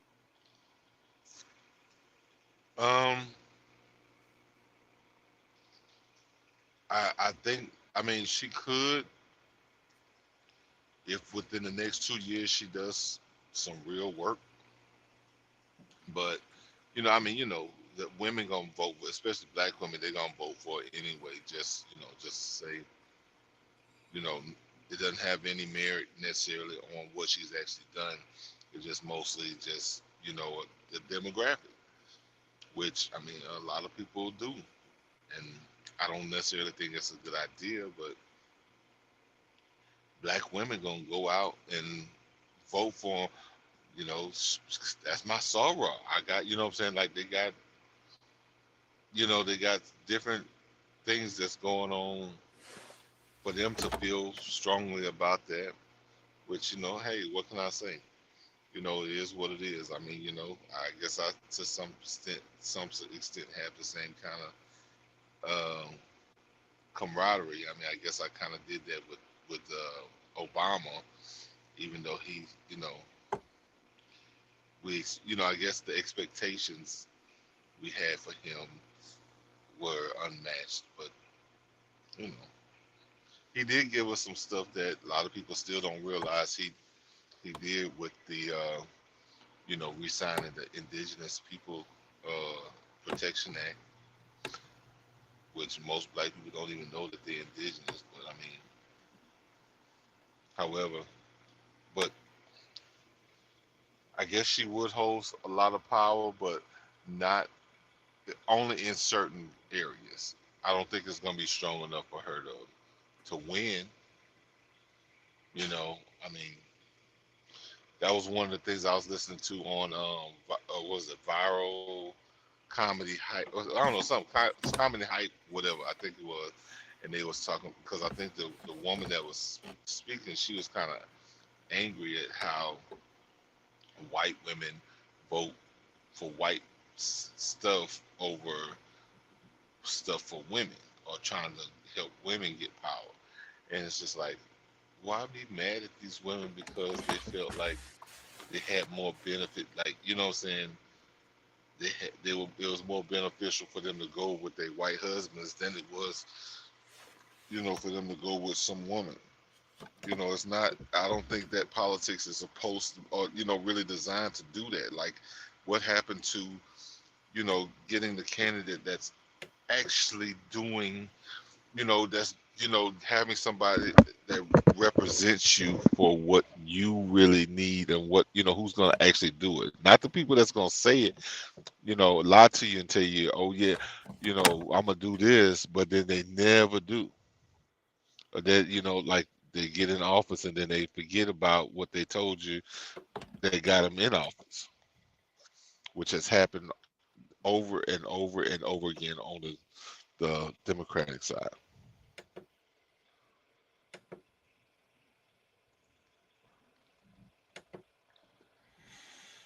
Yeah.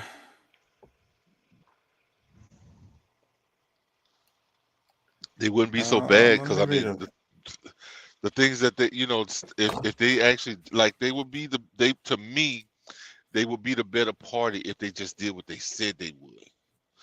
You know what I'm saying?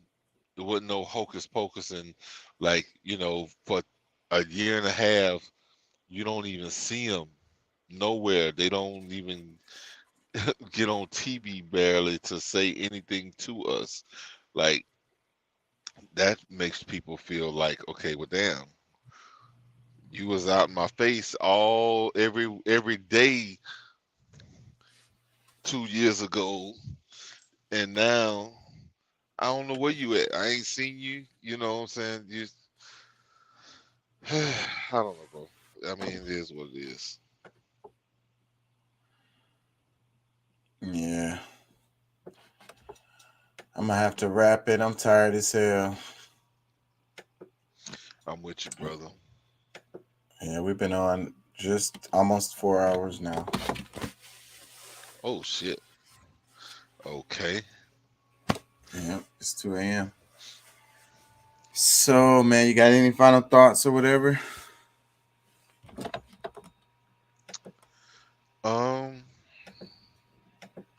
Support the channel. Help us out. Help us help you. Do what we've been doing. If you appreciate what we're doing, like just, I mean, we're not asking you to break your bank, but anything that we can get will help.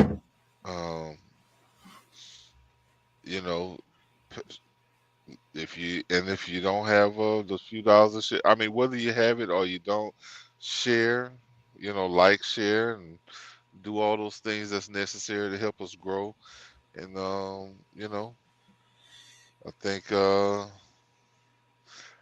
mean that's pretty much it. I think I've said my piece throughout the night.